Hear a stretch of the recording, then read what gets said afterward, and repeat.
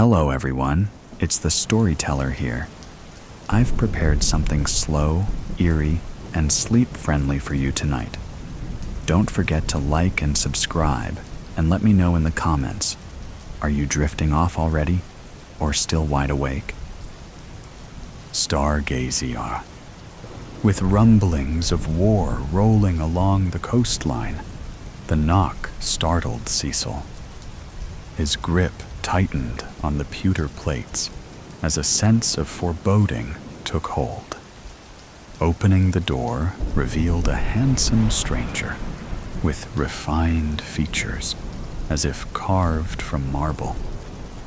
He had jet black hair and eyes that glinted like cold steel. "Good evening and happy Christmas," said the stranger in a rich baritone. "My apologies for the intrusion, but it seems my carriage has lost a wheel just up the road. Might I trouble you for some shelter from the cold while my man fetches assistance?" Cecil hesitated. He had been expecting his brother-in-law. He was struck dumb. Before he could collect his wits, his wife appeared behind him. "Marry a sec?" she asked. Seeing the stranger standing in the door, she apologized. "Sorry, I thought you were me brother. His carriage threw a wheel," Cecil said. "Of course, please come in," Sharon said, nudging her husband aside and opening the door wider. The stranger rubbed down his arms as if to shift rain from his finely tailored long coat. Though wary, Cecil relented under his wife's insistence. As the stranger stepped inside, removing his leather gloves, Cecil couldn't shake the feeling of darkness lurking beneath the polished, genteel surface. He led the man toward the sitting room as Sharon fetched some tea, hoping his instinct was wrong. The man shrugged off his jacket, folded it neatly, and put his Homburg on top. "I'm Cecil, by the way," he added politely. "And you are?" "Moloch. Abraham Moloch," said the stranger with a thin smile as he took a seat by the fire. "A pleasure to make your acquaintance. What brings you to this part of the coast?" Cecil asked. Sharon returned with a tea tray, casting a reproachful look at Cecil for not taking the stranger's bag or hanging his hat. "Please make yourself comfortable, Mr. Moloch," she said warmly, handing him a cup. Just then, their two children peeked into the room, eyes widening at the unfamiliar guest. They had heard rumors of German soldiers landing along the coast and were wary. "The tall one is Felix. The runt is Jasper," Sharon said. She busied herself pouring tea, checking his sack coat. Mr. Moloch's face soured. "I seem to be out of cinder toffees. Bad luck? Perhaps next time." He then opened his bag and pulled out a few colorful Christmas crackers. The children's caution vanished at the sight. "For your little ones," Mr. Moloch said, with a genteel nod, handing the crackers to Sharon. She gave them to the delighted children. The stranger made a show of patting his pockets. "My apologies. I seem to have left my coin purse on my carriage." He turned to Cecil. "Please, take this as a token for your hospitality," he said, offering a large golden ring set with a glittering red gemstone. Cecil politely declined. "That won't be necessary, really. We're happy to help," Mr. Moloch insisted. but Cecil refused once more. Finally, Mr. Moloch returned the ring to his pocket, a flicker of irritation passing over his features before the charming smile reappeared. In her lilting accent, Sharon offered to share their dinner. "There's plenty of Stargazy Pie and stewed greens to go around. 'Tis no trouble," Mr. Moloch accepted graciously. "You are too kind. I apologize for the inconvenience. I'm on my way to London to view a portrait. Please let me contribute. It's not a bother." Moloch's voice rumbled like distant artillery. Cecil imagined the windows rattling. "Oh, nonsense. Travelers are welcome. It wouldn't be Christian of us to turf you out," Sharon said, then turned sharply to the children. "And don't you dare be popping them crackers till supper," she instructed Cecil to fetch an extra place setting, and yelled to the kitchen for one of the children to bring the stool, so Mr. Moloch had a place to sit. Leaving to finish the cooking preparations, she tossed a meaningful glance at her husband. With Sharon gone, Mr. Moloch again offered Cecil the ring. "Please, I must insist. Consider it thanks for your hospitality." This time, with no one else present, Cecil accepted it, sliding the ring onto his finger. The red gem glinted in the firelight. Mr. Moloch smiled, leaning back with a smirk. Cecil studied the ring on his hand. It looked expensive. How would he explain this extravagant gift to Sharon? She had refused it just minutes ago. Perhaps he could trade it in the village without her ever knowing. He quickly took it off and put it in his pocket. The family sat down to dinner, with the older boy pushing the stool into Jasper's spot. The smell of fresh bread and fish followed Sharon. Jasper's knees poked up too high, so he stretched his legs out to the sides. "Don't be rockin', Jasp. We've got company." Sharon put her hand on Japer's leg to hold him still. Jasper moved the wiggles up to his shoulders in defiance. "We've got plenty of food. I'm afraid we've mashed together our holidays on account of me brother comin' home from the war.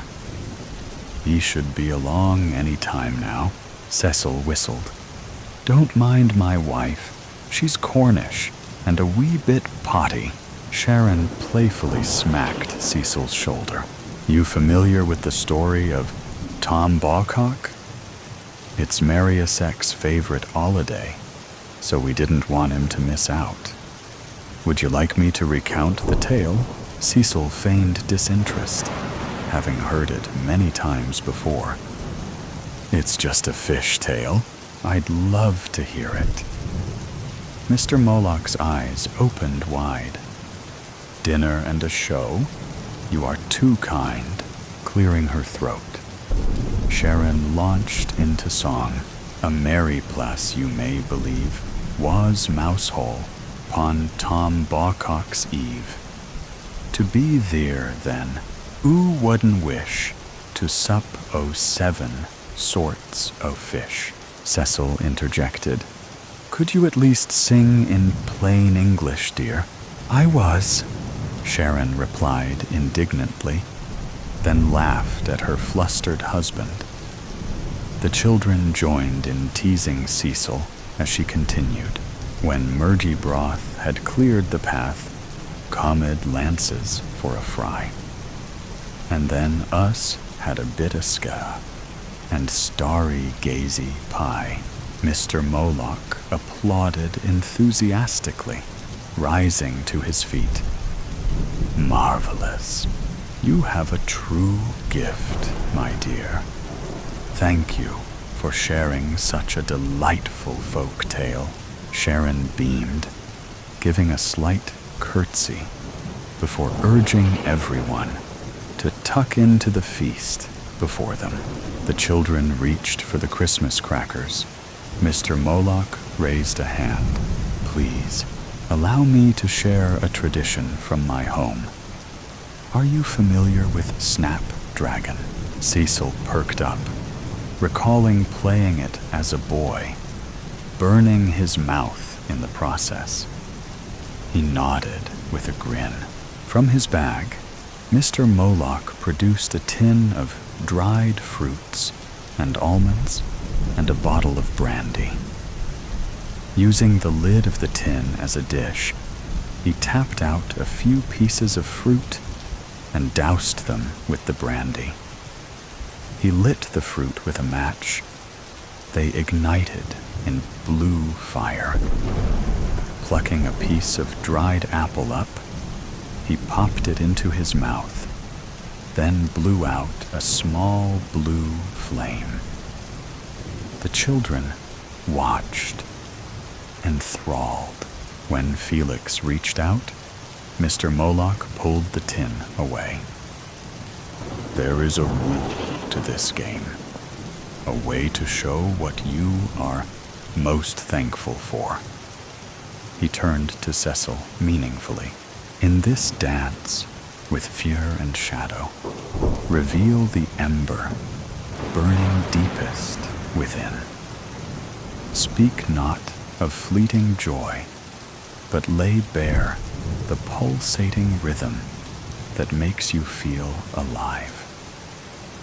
For in the flicker of this flame, you offer the essence binding you to existence, the marrow of your being. Choose wisely, for what you express in this dance may echo beyond the crackling fire. Cecil tensed, unsettled by the speech. He started to object, but Sharon and the children insisted on playing. Reluctantly, Cecil nodded, hoping it was merely an odd tradition and nothing more. Jasper went first, popping a flaming fig into his mouth and blowing out a wisp of blue flame. My fossil collection, he declared proudly. Felix blew a slightly larger plume. My brother, Jasper! Jasper took a moment to decide if that was an insult, and chose to accept it as so, with a broad, crooked smile. Sharon selected a piece of dried plum, popped it in her mouth, and blew a modest burst of blue. My singing voice, of course. She put her hand to her mouth. Blooming hot. Cecil blew a flame and said, maintaining our thankful village, with all returned so far from the war. Mr. Moloch inhaled deeply, then exhaled an enormous, writhing blue jet. Nothing, he uttered in his deep bass. They pulled their Christmas crackers. With a festive popping, a scattering of paper crowns and trinkets spread across the table. But then, Cecil noticed Jasper was gone. On the empty place where Jasper had sat was a letter stating Mariasek had died in the trenches in Le Cateau. Somberly, they had set the extra place for the missing brother, the first casualty of war come to their village. Cecil looked around, confused. Hadn't someone been sitting across from him just a moment ago? He felt bad for his wife. She'd been so upset. It was nice, however, to have a house guest. He also wondered why Felix was using the kitchen stool. and not the chair set for his brother-in-law's spirit. But glancing at Mr. Moloch's smiling face, the questions slipped from Cecil's mind. Sharon offered to sing Tom Bawcock's tale in her gravelly voice. Mr. Moloch was eager to hear it. She began, "A merry plaise you may believe was mousel upon Tom Bawcock's eve." Cecil quickly stopped her, feeling something was amiss. Her voice wasn't her best trait. "It's a Cornish tradition about a fisherman during a time of famine who bravely set out in a storm to feed the town where Sharon came up." Mr. Moloch proposed a round of snapdragon, calling it a beloved pagan tradition where you express gratitude. Wary but enticed, Cecil agreed to play, as did an enthusiastic Felix and Sharon. Mr. Moloch turned to Cecil. "As the flames dance, whisper the heartbeat of your existence. Share not what you cherish, but the core defining your breath. What in your soul would you sacrifice to the hungry fire?" Felix blew a blue jet. "My boxing gloves!" Sharon smiled proudly at her son's first true passion. She blew her flame. "My son Felix!" Felix beamed. Cecil contemplated a moment before blowing his fiery breath. The proud, strong Royal Navy keeping invaders at bay. As the crackers popped, Sharon let out a wail. Felix was gone. Sobbing, she explained her boy was killed in the German shelling of the coast. He was so fond of Unton fossils after boxin' in Whitby. My apologies for her. It's been a trying time, Cecil said. She'd lost her voice from ceaseless weeping over the past fortnight. Mr. Moloch looked pained. My sincerest regrets at your loss. They sat in silence for a few moments, so Sharon could collect herself. Perhaps a round of snapdragon to lift spirits? Mr. Moloch suggested. My family tradition is to share what we are most thankful for. He turned to Cecil. You know the rules. Speak the fire within, the pulse of your sacrifice. What do you cherish most? Sharon blew a wisp of blue. My lovely home, Cecil contemplated before breathing his flame. My beautiful wife, Mr. Moloch rumbled. Nothing, his jet dwarfing theirs. The crackers popped like artillery fire as Cecil transitioned to sitting with Mr. Moloch in a seaside shack. Cecil drank heavily from the offered brandy, lamenting his wife, his children, his home, his brother. He stared at the letter, telling of his brother-in-law's death. Cecil's memories slipped away like vapor. He regretted not living the life he wanted, blaming the demon drink that stole his wife, kids, and chance to take his place in battle. Mr. Moloch offered dried fruit and a game of snapdragon to lift his spirits. Sacrifice the spark, keeping your flame alive, fueling your dance in shadows, he instructed. Cecil blew a wisp of blue. My health? Mr. Moloch rumbled. Nothing. Then he offered a Christmas cracker. The pop left a hint of black powder in the air. In a bedroom, Mr. Moloch sat beside Cecil. They played again, Cecil sacrificing his only prized possession, the ring sitting heavy in his pocket. Mr. Moloch blew out a large flame and crunched into his almond, then said, "Nothing." Cecil stood to pull the cracker. Mr. Moloch assisted Cecil's palsied hand. A pop and a wisp of smoke. Cecil reached for the flaming fruit, blew out a flame. "My home." They pulled the cracker together. Mr. Moloch offered his coat to Cecil, a destitute man on the roadside.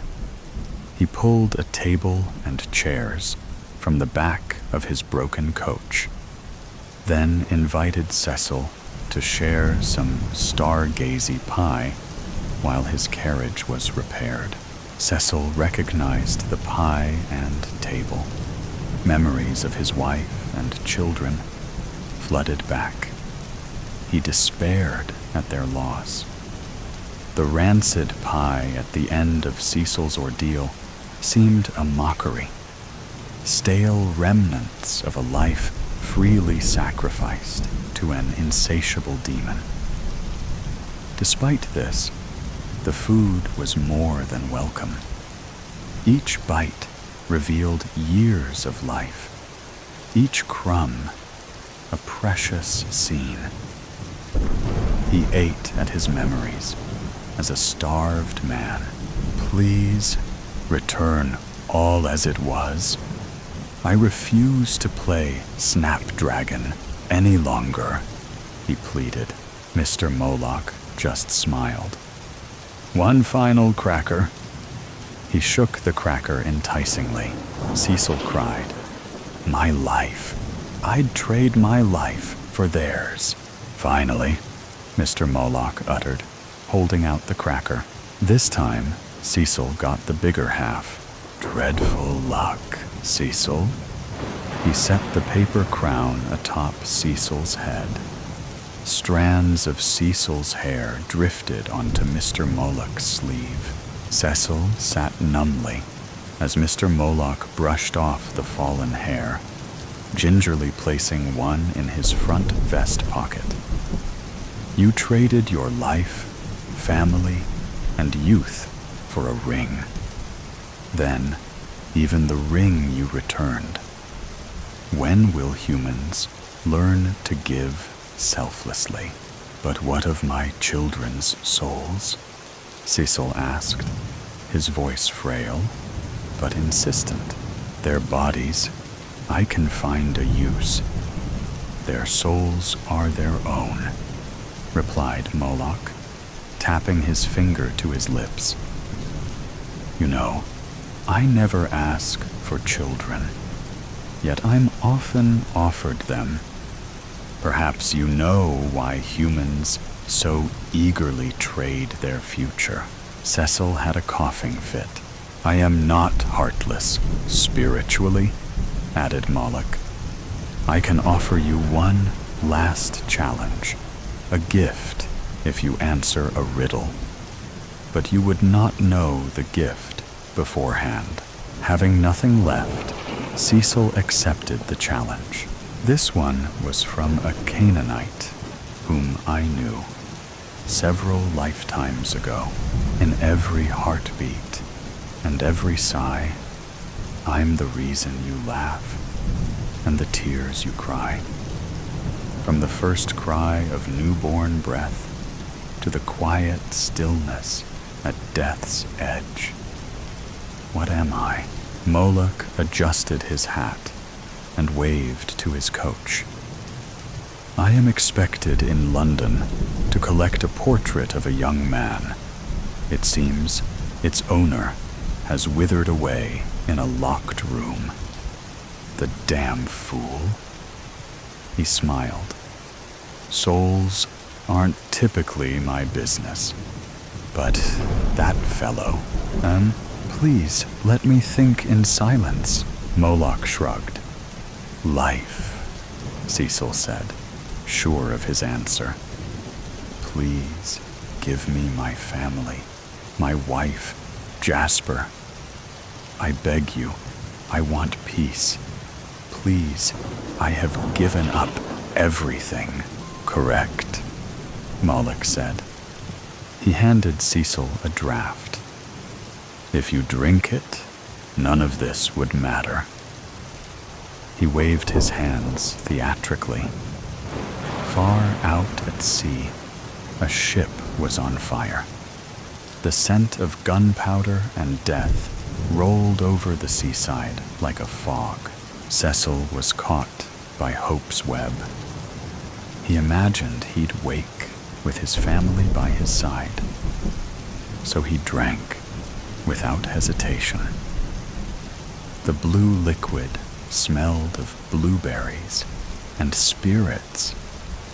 The flavor was a simple, mildly floral sweetness, but empty, like drinking a hole. He was alone, holding an empty bottle. He began a long, quiet walk down a dark road. A carriage passed within a beautiful voice rang out. "A merry plays you may believe, was mousel upon Tom Bawcock's eve. To be there, then oo wooden wesh, to sup o sibm sorts o fesh. When Morgie broth had cleared the path, comed lances for a fry, and then us had a bet o and Stargazy Pie. Next cummed for mods, brathusti jods, as mod our oozels, dry, and ling and hock, enough to make a raunen shark to sigh. A H wid clunk as elth were drunk, and bumpers bremen why.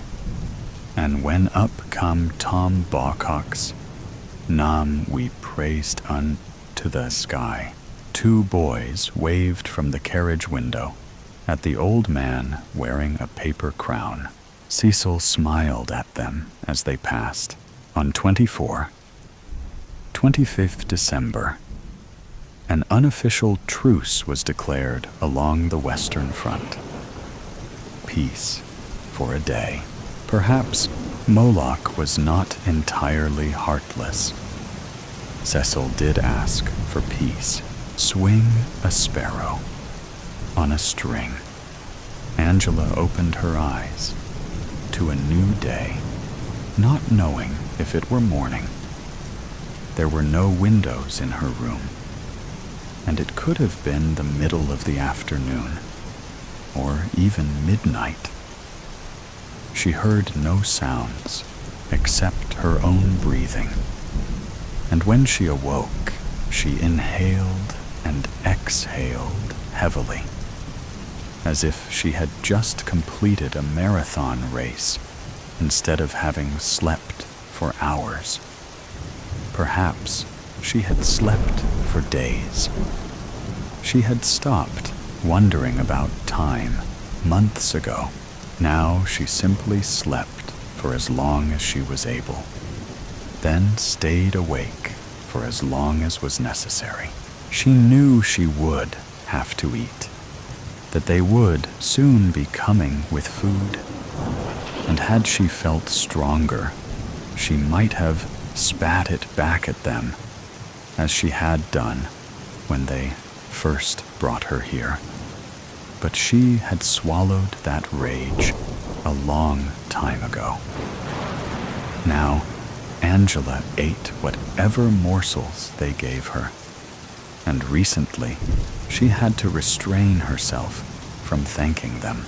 She feared the day might come when she would feel grateful that they had allowed her to live, when she might find herself smiling at them as if she understood and accepted the perfect correctness of her captivity.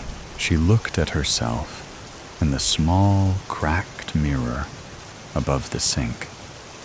Although her hair was stringy and unwashed, she remembered how golden it had shimmered in the sun. Her face was still quite pretty, and once she had heard one guard tell another he had never seen eyes quite that blue. The other whispered what a pity it was if only she had a piece of paper, a pen, even a crayon. Maybe this time she would show them that she could create something useful and lasting that mattered to them, something that in turn would make her matter. When Angela had first arrived, they had eagerly granted the request of the 18-year-old girl and waited to see what gifts her imagination might offer them. She had succeeded only in producing a few formless scrawls that they said were not art, and some rhymeless gibberish that they told her was not poetry. They took away the paper, the pens, and the paintbrushes, and not long ago, the tall blonde guard, who wore the keys around his neck, had asked her if she might like to sing. Any tune would do, he told her. Please, oh please, let me try, Angela had begged. The next day, he brought to her room a small cassette recorder with a blank tape. Perhaps we will find the songbird in you where we were unable to find the artist. Sing, and we promise to listen, he assured her. For days, Angela sang alone in her room, remembering what her mother had sung to her many years ago. Hush, little baby, don't say a word. Mama's gonna buy you a mockingbird. A week later, she handed the cassette to the man with the keys and simply said, "Please." He stuffed the tape into his pocket and left without a word. The next day, the guard sat alongside her bed and informed her that he and the others had decided that she was no songbird. For a moment, his words had sounded like an apology. She knew she would never see the tall guard again. The wasted papers that Angela had filled with nonsense, and the inarticulate squawks she had tried to pass off as music, had convinced them that further efforts on their part would be foolish. From that day forward, the guards who silently delivered her food seemed unwilling to even look at her. Angela heard the key slip into the lock on the other side of the heavy door. She no longer pretended to be asleep when they came, because they did not care whether she were sleeping or awake. One of them always waited outside as the other entered. She heard the heavy jingle of keys and looked up. The keys were around the guard's neck. "You," she said, but the word was only a statement of fact, not sparked with the warmth that accompanies the recognition of a familiar face. Once uttered, the word sounded idiotic. "Yes," he answered, closing the door behind him. He did not look at her as he set the tray of food on the stand alongside her bed. She had expected no further conversation, and when he spoke again, his words startled her. "They told me to say the other guard had caught a flu." He pulled up the small wooden chair and sat. Although the chair was too small, and he seemed not to know whether to fold his legs. There is no flu. They wanted us to talk. His statement was ludicrous. She had not had a conversation with him in months, and those few she remembered had been pitifully brief and one-sided. "I don't understand," she said, as she selected a small bread crust on her tray. She had learned to keep her responses short, for the guards tired of her quickly. "I'd like to know about God," he said, as if this were meant as an answer. "Tell me how you feel about God. Tell me about your religion, your beliefs." "I have no belief in God. I have no religion." "Don't you have some sort of records about that?" She felt immediately sorry she had asked, but the guard ignored the question anyway. He fidgeted in the small chair. "You're an atheist, then? Or an agnostic? You have opinions regarding God's existence, or the lack of it?" He sounded almost hopeful. "I'm an apathist.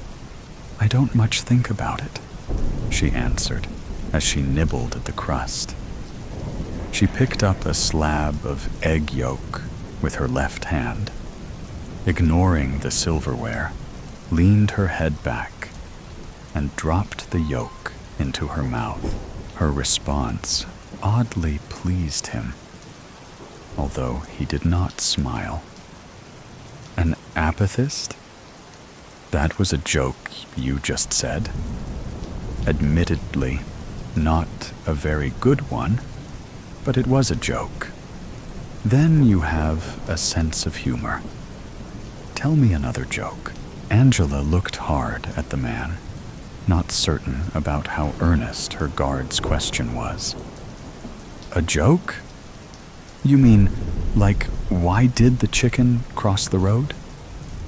The absurdity of her question seemed to increase the guard's excitement. "Yes. Yes.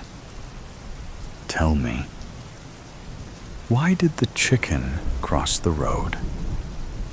There was anticipation in his voice, as if he sincerely were interested in the chicken's intentions. And when he leaned toward Angela for her response, his face revealed the hint of a smile. "Perhaps the chicken was an apathist," she said.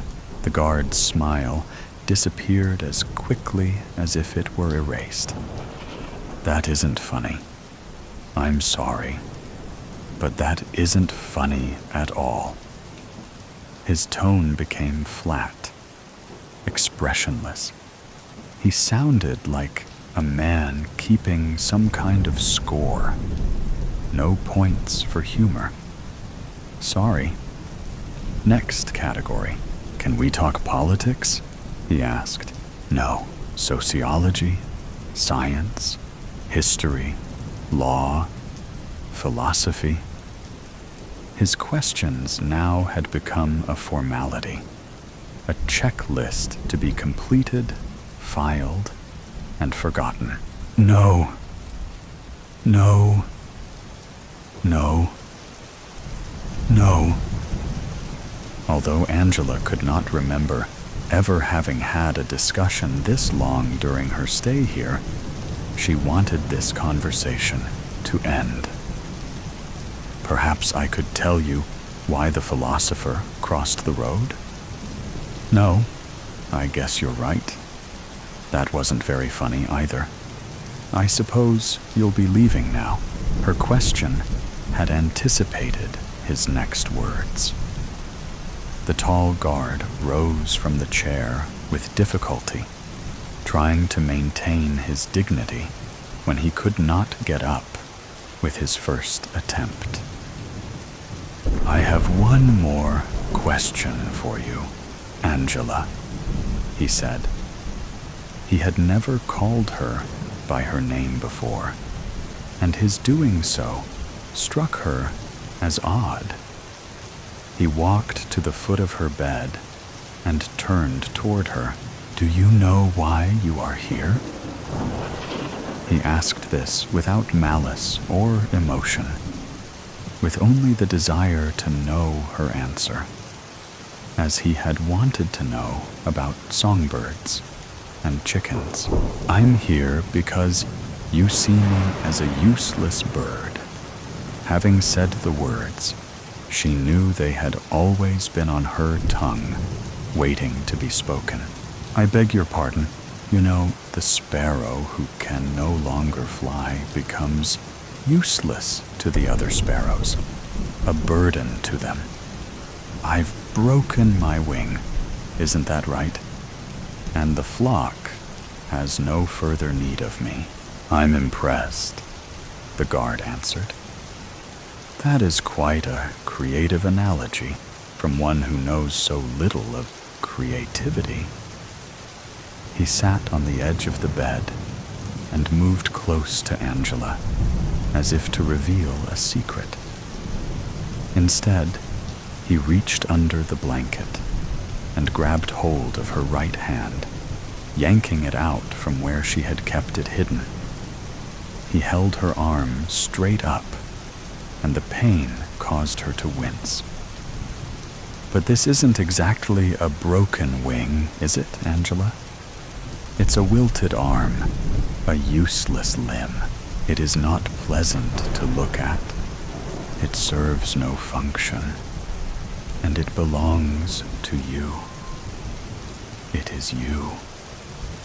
The words came in furious bursts now, like machine gun pellets, and he shook her withered limb as he spoke.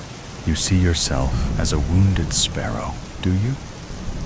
What happens if we take that sparrow and tie her leg to a string and swing her around in circles in a desperate attempt to make her fly? She struggles against hope to use her wings, her useless wings. And meanwhile, we swing her around and around and around, wasting our energy, wasting our time. And in the end, when we stop swinging her, she comes crashing down to earth anyway. Our time has been wasted. Her hopes have been destroyed. What is the point? Why even bother?" He let go of her arm, allowing it to drop. For a moment, Angela stared at the shrunken arm as if it were a foreign thing that did not belong in the bed with her. She spoke without removing her eyes from it. "A sparrow who can no longer fly can sing. And if she can't sing, she can still feel, can still love?" The guard interrupted. "That's exactly right, Angela. We asked this sparrow to sing, and she could not. But we realized she may be capable of love. The kind of love that could only result in frustration for her. Because the real question is she capable of being loved? Do the words she writes encourage love? Does her beauty or intellect in any way inspire it? It is unlikely that anyone would even try to love her because of that hideous limb. Not that all physical impediments are repulsive. Perhaps if she were only blind. Stop. Please, stop. Angela pleaded. Her brief taste of defiance had made her want to gag. You want to cover your ears, don't you? You want to block out the words, make me go away. Maybe you would even like to strike me he continued. But you can't do it, can you? That limb just lies there like a dead weight. Do you see my point? I have my other arm, whose only function is to hide its companion.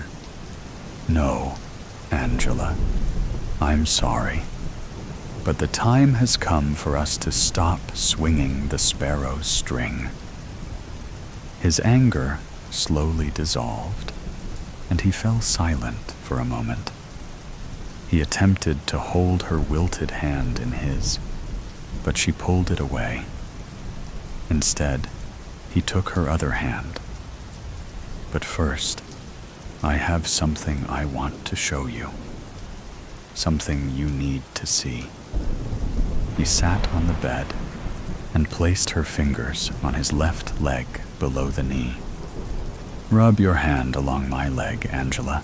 Does the calf feel peculiar to you? Congenital defect, they called it.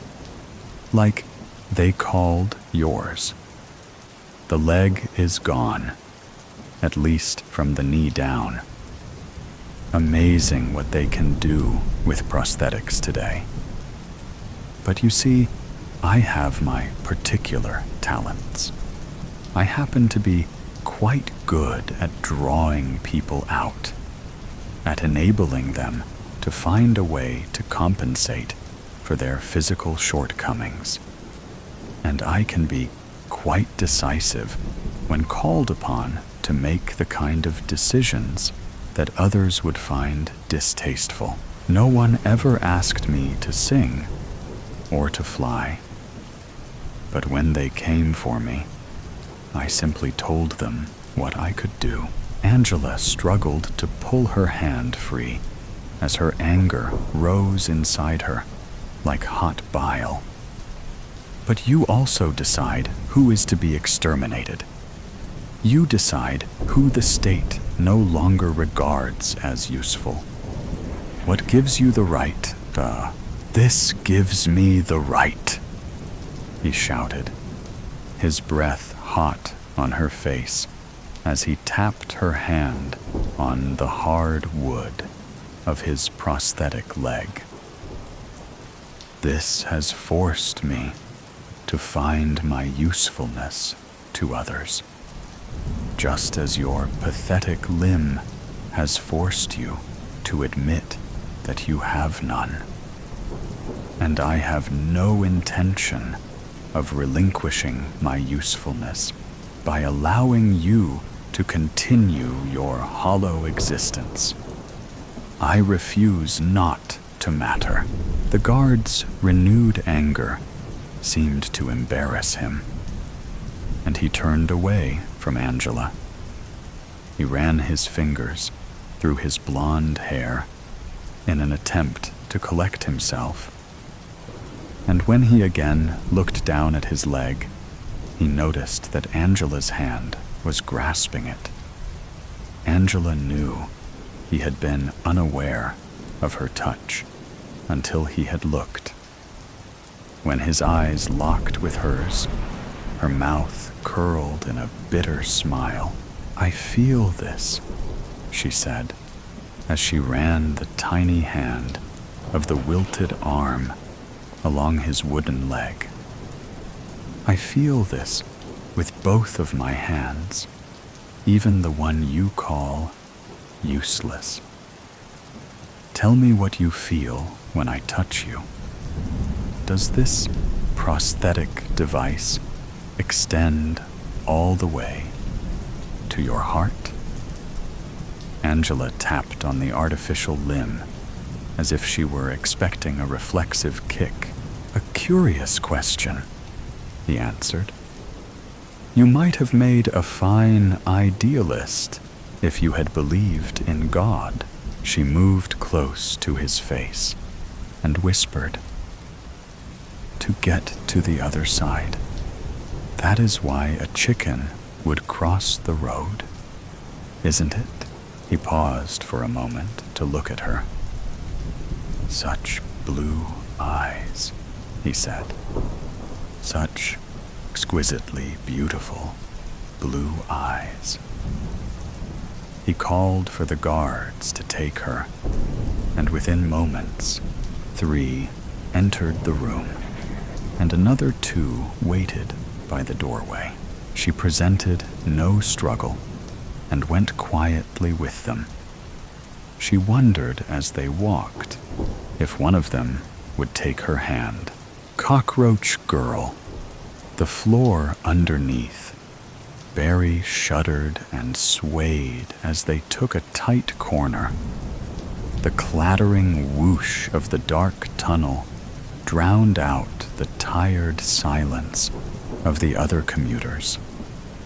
Barry's sweaty hand threatened to slide loose from its cold metal pole, so he adjusted his grip and tried not to think about what had made it so sticky. Multiple people had relieved themselves in this car over the course of the day. The sickly sweet mixture of vomit and tangy excrement churned his stomach, threatening to dislodge the chopped salad he'd had for lunch that afternoon. Barry felt the gray-haired woman next to him shift away from his lifted arm in disgust. He enjoyed the small reprieve of the starchy fabric peeling away from the wetness of his underarm, where it had been chafing all day. There was nothing to be done, he thought bitterly, unless she wanted him falling into her lap.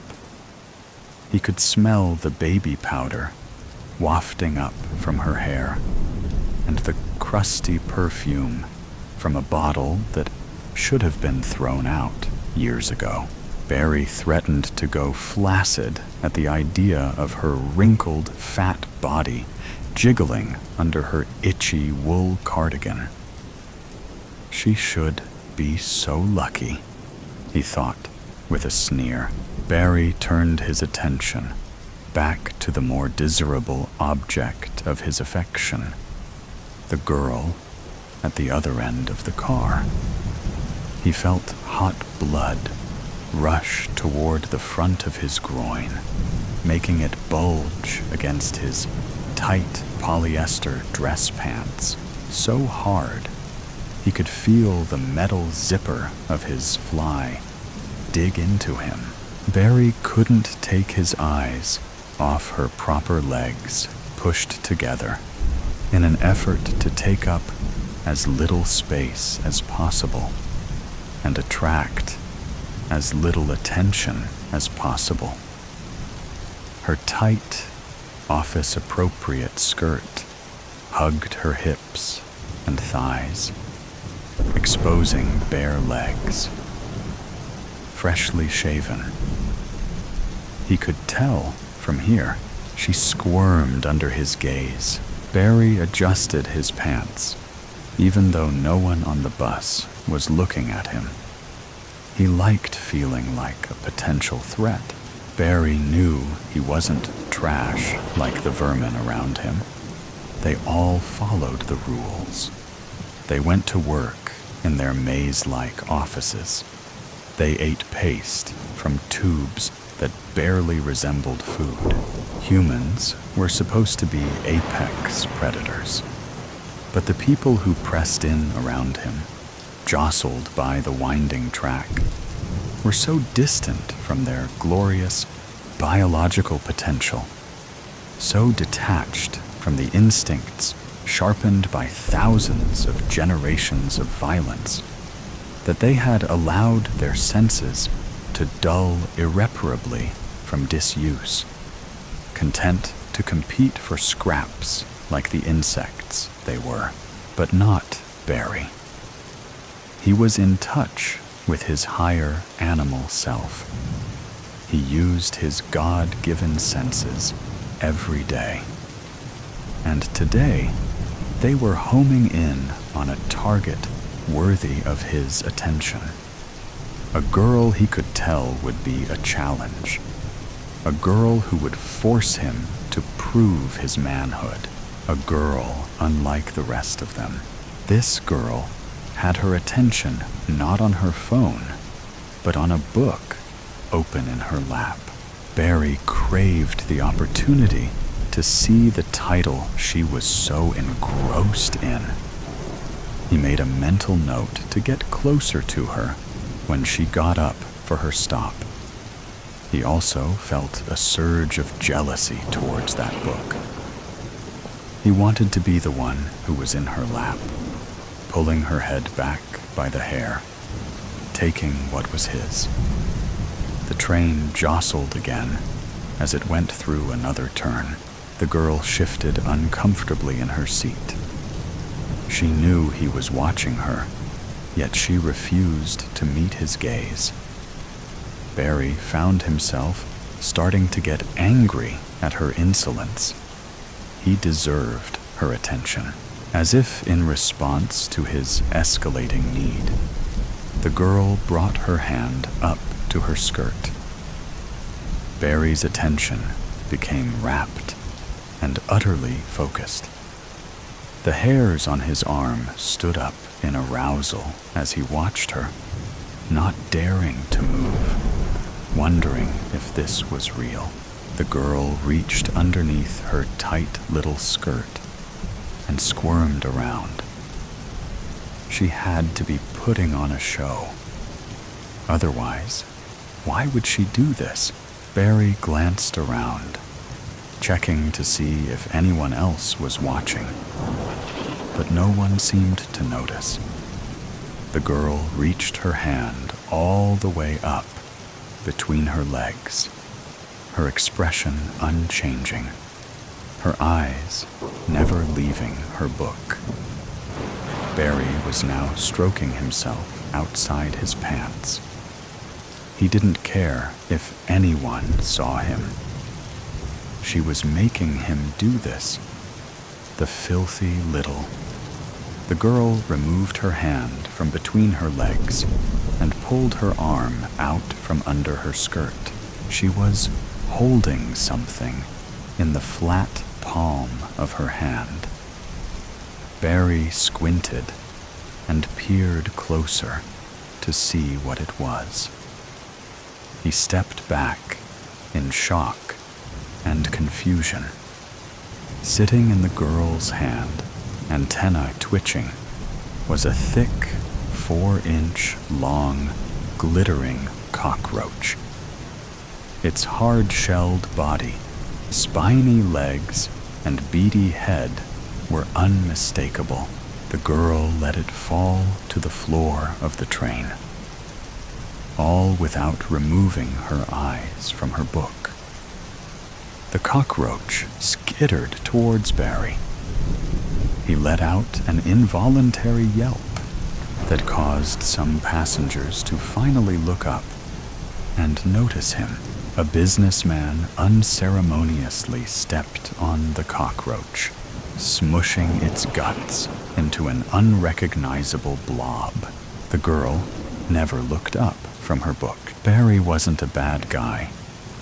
He didn't want to hurt anyone, but he needed answers. So, when the girl got off at her stop, he followed her. They emerged from the underground station onto a dark street. There was no moon out that night, and the glow of the street lamps were obscured by overgrown trees. The girl walked ahead of him, handbag slung over her shoulder.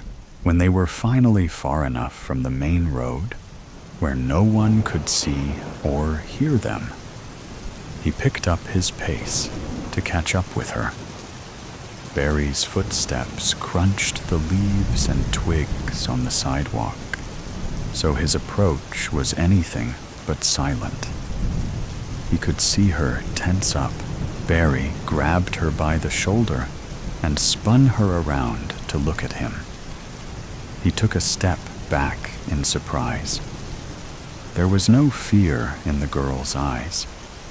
It unsettled him. They usually looked more scared. He pressed on anyway. "What was that back there?" Barry asked. "What was what?" "That thing. Did you pull a cockroach out from between your... Barry gestured helplessly at his own crotch. He couldn't believe what he was asking. I think you should leave me alone. The girl turned around to continue walking, but Barry wasn't done with her. He grabbed her arm. I think you should answer my question. I don't owe you anything, the girl said, looking him dead in the eye. This disturbed Barry more than he cared to admit. They usually struggled to avoid his gaze. He was in uncharted territory, but he couldn't turn back now. His cock twitched hungrily. Maybe this could be fun, Barry tried to convince himself. He could break her. That would make this feel more earned, more challenging. He had been starting to get bored with his targets. Centuries of comfort and complacency had left the modern woman weak and pathetic. I'm not done with you yet, he told her. Barry pushed the girl up against the retaining wall next to the sidewalk. This was usually when they screamed, but the girl didn't scream. She pushed him back. Get off of me, she said forcefully, but Barry would not. He could not. He had come so far. He needed to know. He wasn't just here to satisfy his own primal needs. No, not this time. He needed to know what she had down there, what she was hiding from him, how she was able to produce. The girl kneed him in the groin, but Barry was not an amateur at this. He expertly leaned back to avoid a direct hit while still keeping his forearm against her chest, pinning her up against the wall. He pushed her knee to the side. Hold still, Barry told her through gritted teeth. He was starting to get angry. This will all be over soon. At last, he managed to reach up under her skirt and pull her underwear to the side. She had stopped struggling. He was grateful. Once they were convinced that there was no way out of this, they always ended up enjoying it. They would never admit it, but he could tell that they did. The girl was looking at him again, calmly. Don't do that, Barry told her. Don't do what? Look at me like that. The girl laughed. You can't control me, she told him. You're a dead man. Barry slapped her across the face. It was his turn to laugh. It was a humorless, forced laugh, mostly designed to disguise his fear. You don't know who I am, he told her, more to convince himself than her. You don't know my name. They'll never find me. Barry put his fingers in the space between her legs, relaxing into his victory. She was smooth, freshly shaven, just as he had predicted. But there was something else in there he could feel as he unzipped his pants and got himself out and ready. Something plasticky. A Nuva ring, perhaps. Or he didn't have much time to guess. The thing crawled straight out of the girl's vagina and onto his hand. Barry recoiled and flung it to the ground with a yell. What the fuck? Does that answer your question? Said the girl. Crazy bitch. Barry's head was spinning. He had no idea how she did this magic trick, and he had no desire to stick around and find out. He grabbed his dick to put it back into his pants, but the girl grabbed onto him harder. "Hang on," she said. "I'm not done with you yet." She parted her knees invitingly. The girl once again pulled her lacy underwear to the side, fully exposing herself. Barry watched in horror as a beady little head and spiny legs clawed their way out of her, the antennae releasing themselves from her depths with a little bounce. It eagerly ran down the inside of her thigh, down her leg, all the way to the ground. It was followed by another and another and another. Some of them scampered down her thighs to the ground, then over to Barry's shoes, then up his pant leg. He tried to pull away, but she had his hard dick in her hand with a vice grip and wouldn't let him go.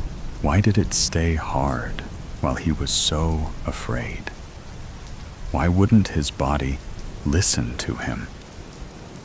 Barry didn't want this. Other cockroaches climbed out of her and crawled up her thigh, over the edge of her skirt, up her chest, and onto her shoulder, down her arm, all the way to his exposed flesh. They swarmed all over his body. Barry screamed. They made their way up his neck to his face, their delicate, spiny legs tingling his skin, causing Barry to jerk in violent fear and revulsion. He shut his mouth tight and continued to scream with it closed. No matter. The insects pushed in between, prying his lips open. Barry finally succeeded in yanking his penis out of her hands.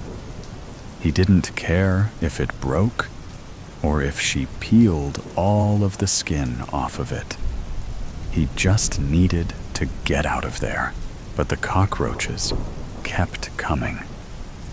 The swarm grew bigger and bigger, finding their way underneath his clothes, into every orifice available to them. They overpowered him. Barry couldn't hold them out any longer. He covered his ears, but that left his eyes and nose and rectum exposed.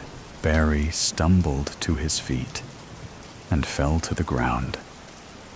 He choked on them. He could feel them with every sense of his body and brain, wriggling their way inside of him, unwelcome, filthy, suffocating. Time slowed for Barry. He knew only fear and blinding pain. The girl watched, impassive, as Barry lay twitching on the ground.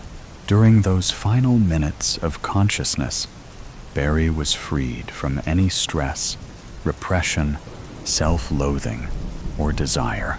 It took 7 minutes for him to die. After Barry's body grew still, the girl picked her purse up off the ground where it had fallen. She hung it back on her shoulder and continued up the sidewalk on her way home. She left her babies behind to nibble at his corpse. Eventually, they got bored. The cockroaches scampered off into the night to scavenge for bits of food, hoisted into the dumpsters behind the dimly lit bars and tightly locked apartment buildings. Their grotesque image kept them safe. Fear kept them hidden. Disgust allowed them to move freely, unbothered in the shadows of the city. Like the girl, they were survivors. These old bones, flowery carvings, adorned the strangely shaped old furniture and caught Jacob's eye. Happy cherubs were encrusted with dust, and on the walls, the springtime imagery of oil paintings was draped in cobwebs, hanging like veils. The floorboards creaked, and the weight of dust and neglect hung everywhere. But still, Jacob couldn't help but explore and get lost in the place, looking for creepy old things and ghosts.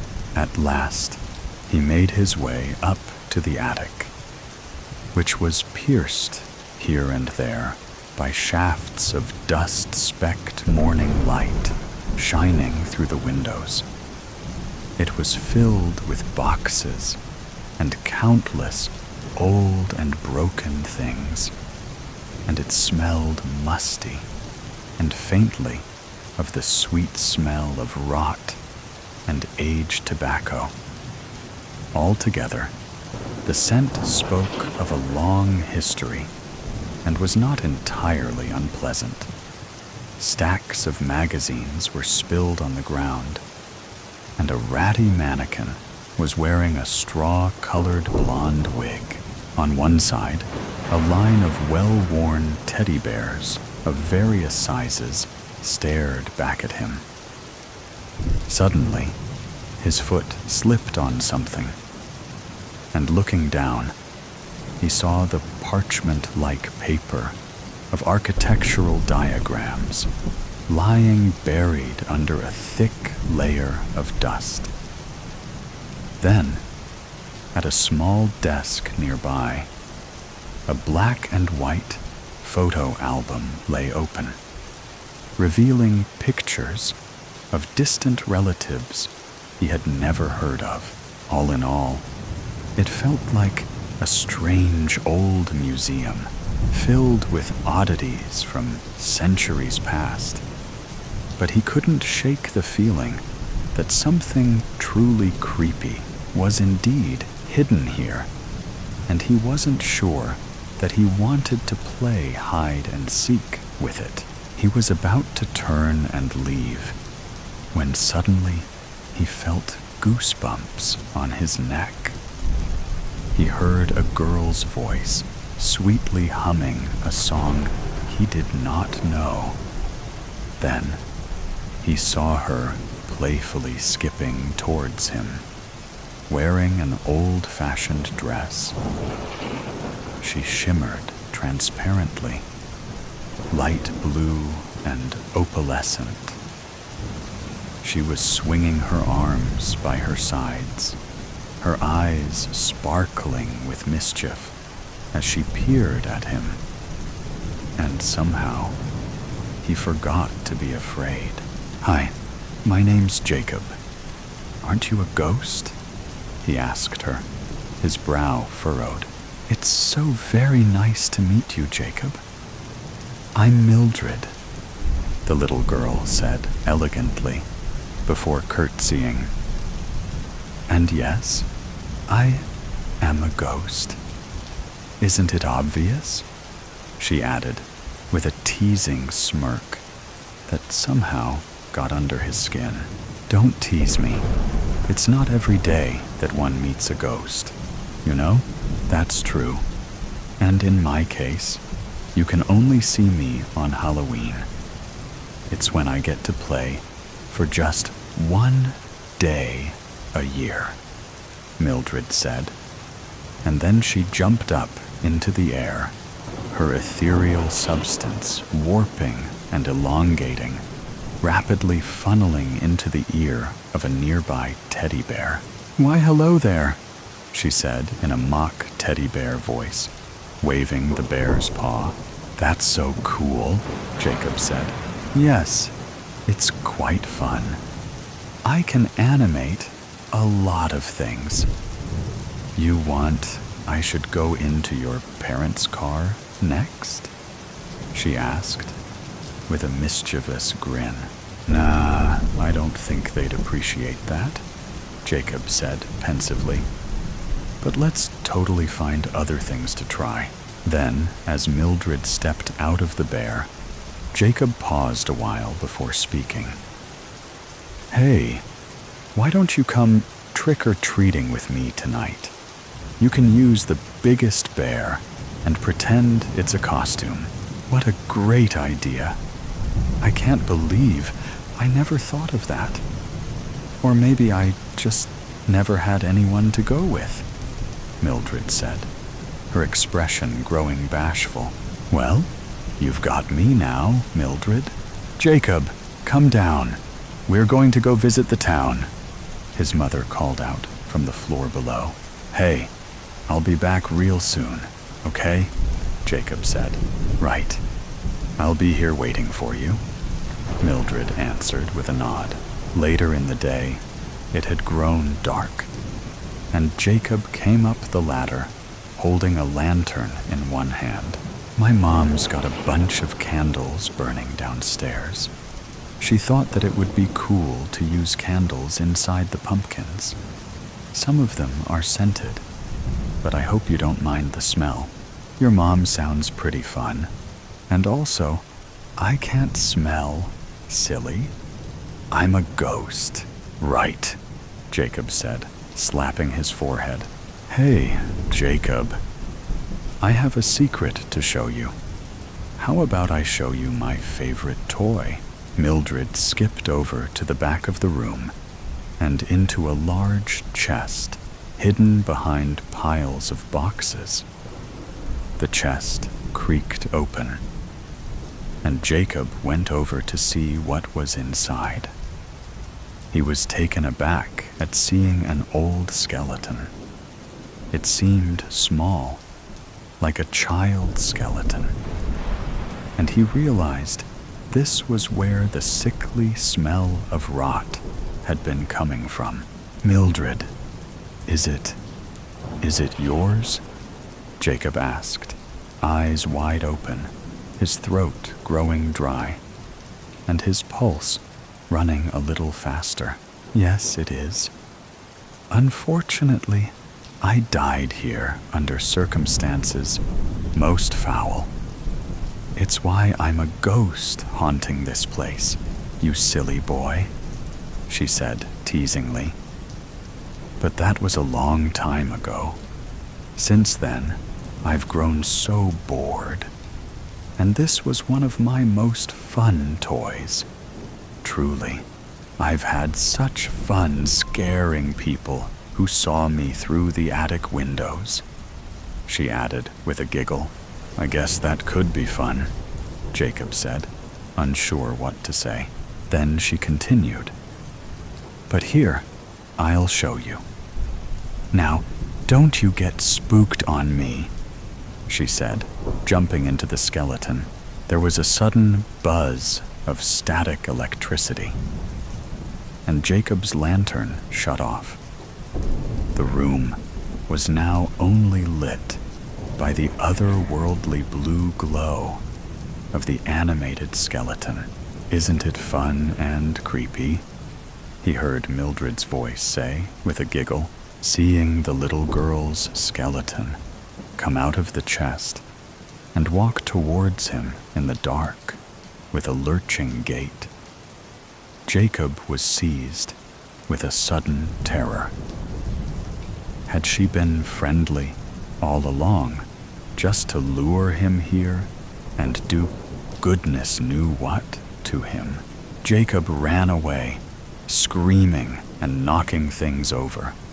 Immediately, the old bones clattered to the floor. "I didn't mean to scare you so much. Please, please come back," he heard Mildred's voice say with a whimper as he hurried down the attic steps. "Please, Jacob," He heard her beg again from further away, her voice no less desperate for being fainter. It was only with great effort that he finally screwed on his courage and came back up the ladder. His lantern was lit again when he carefully emerged into the attic. Finally, he saw Mildred waiting for him there, wiping ghostly tears from her cheeks, an apologetic look on her face. "I was so worried you wouldn't come back, and I'm so sorry for scaring you. I guess I came up with some strange games all by myself." "It's okay, and I'm so sorry you were lonely, Mildred. But now you've got me to talk to. Oh, won't you please come by and talk to me again later? I can still speak to you on other days, even though you won't be able to see me. I promise I'll come by as often as I can," Jacob said solemnly, and Mildred gave him a sweet smile. "Oh, I'm so happy to hear that, Jacob," she said softly. "Wanna go trick-or-treating? Get into the bear, and I'll meet you outside in half an hour." "Deal," Mildred answered with a grin.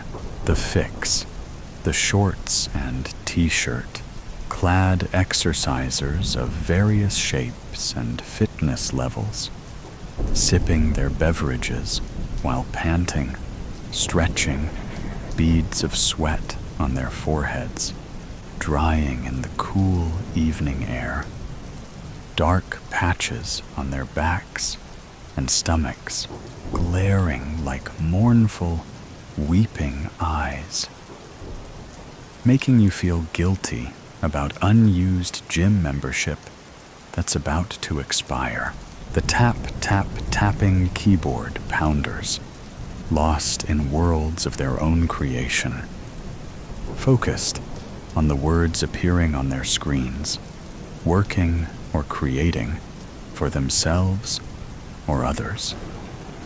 Lidded containers overseeing, like proud agents by their sides, offering encouragement, support, reward in liquid form for their efforts, judging you for your collection of rejections. The well-dressed dog lovers, their own drinks an afterthought, as they busy themselves making sure their pets have enough water in their thoughtfully provided bowls and are sitting obediently, earning treats by not making a racket. Walker and walkie taking a well-earned rest before heading home, reminding you of haunted rooms you can no longer return to. The lovers, the partners, the same-sex and opposite-sex couples, clutching hands across tables in one of 3 marquees around the hissing, steaming hazelnut, caramel, and vanilla-scented truck that has appeared in the park. Paper cup professors of caffeinated romance misting the air between glances with tendrils of tender loving steam, taunting you with wafting depictions of what was, what would have been, what no more will. The sights, the scents, the sounds of people alive, happy in this moment with their others or in their own skin, following their still unbeaten paths, writing the lyrics of their songs, being, doing, loving with some kind of purpose, forcing a lump to lodge in your throat when you question yours, a purpose you no longer have, and perhaps never did. The something you did have. The someone who you loved and who loved you back unconditionally, despite your flaws and transgressions. The someone who gave you reasons to get up, to self-motivate, who inspired you to be better, to try hard. Reasons that no longer exist. The shame, the warmth in your hand, in the quickly cooling air, as you accept what the man in the truck hands you. The thanks you offer, insincere, as you meet his crystalline gaze and sever it, burnt by eye contact, by those smiling irises, contentment radiating from them like accusatory lasers, making you feel ungrateful for the life you have squandered and the breath you have taken for granted. The glitch-like, stuttering awkwardness with which you turn from that man in the pristine white apron and peculiar cocked red beret, refusing the lid and the napkins, head hung low as you seek out the most isolated table and the most empty marquee, ignoring all others as you move towards it. The laughs and snippets of conversation from people in person or on phones, chatting to family, friends, loved ones, giving household instructions, finalizing meetup plans, complaining about workloads that are stressful, making you wish you could call her about such things, making you aware of how much you threw away, the jerk of the head when you accidentally meet a woman's eyes, the ignoring of her friendly nod and greeting, the severe swerve in another direction, to slink into a seat in a lonely corner, the escape, the length of gauze wrapped around your knuckles, successfully preventing color seeping through, the clean vinyl tablecloth on the rickety picnic table, the coarse wooden bench tucked beneath, the absence of someone taking a seat beside you with their soy milk, gluten-free latte, and blueberry muffin, the swaying attendee dressed like the vendor in beret and apron, but beyond that clad in denim, head to toe, feet strapped into hobnail boots, meandering from table to table, marquee to marquee, like the needle in a broken compass that can't find north.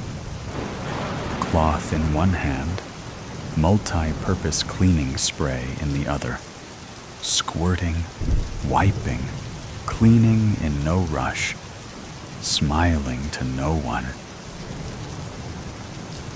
He ambles, a grateful glint in his green eyes, the smooth, milky liquid in your mouth as you lift your uninjured hand and tilt your head back. The difficulty swallowing the lump, the warmth flowing into your chest, melting the frozen surface of your cracked, glacial heart, the guilt, the thought of the note in one jacket pocket, the words for your mother, the apology, the weight of the newly purchased box cutter in the other, the shameful plan, this unexpected stop on the way to execute it, the coffee truck and setup that wasn't there that morning or ever before, when things were normal, the same. When you tried and made an effort to be strong. When you were wanted by someone better than you, though you had little to offer. The rising, silvery disk squinting behind jostling clouds.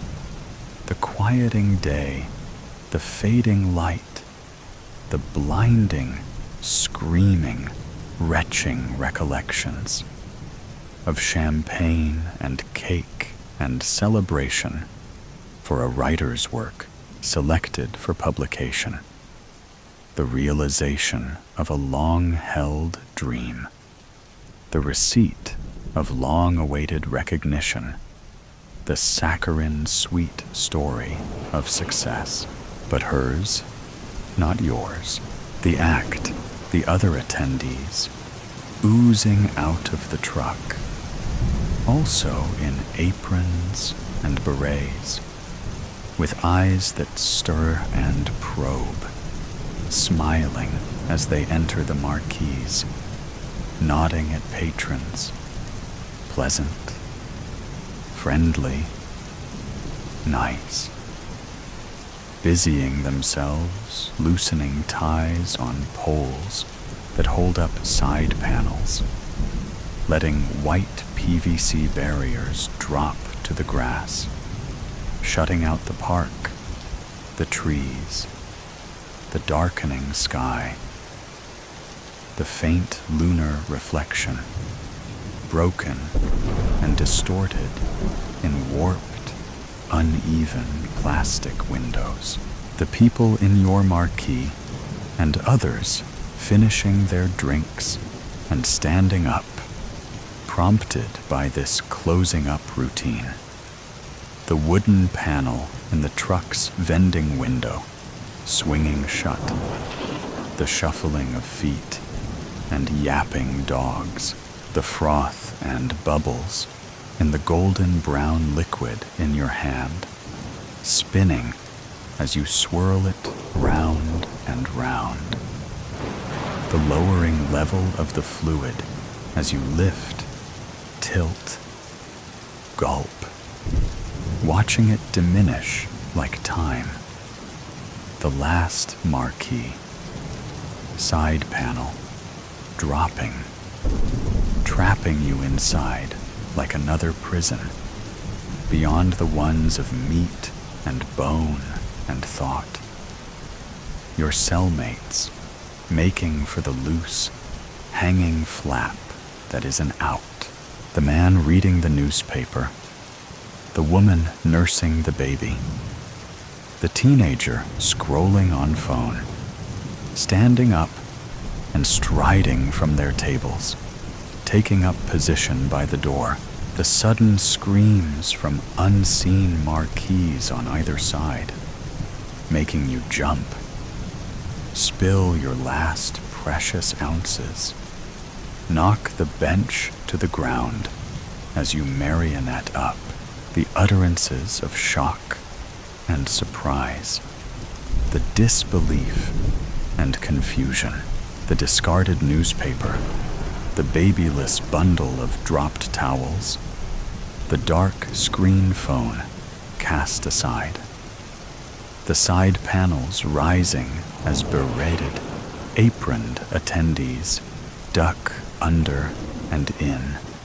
silent, smiling, shifting like sidling snakes, the flash of pointed teeth as their lips splay wide, the panic, the joggers, the dog walkers, the writers and bound in love souls, pounced on by newspaper reader, fake baby feeder, pretend phone, scroller, and others, knocked onto tables and to the ground, clawed and pawed, clothing torn, chests and necks exposed, the yelping dogs that escape into the night as masters and mistresses shriek, the box cutter in your hand, your finger on the switch, the blade click, click, clicking forth,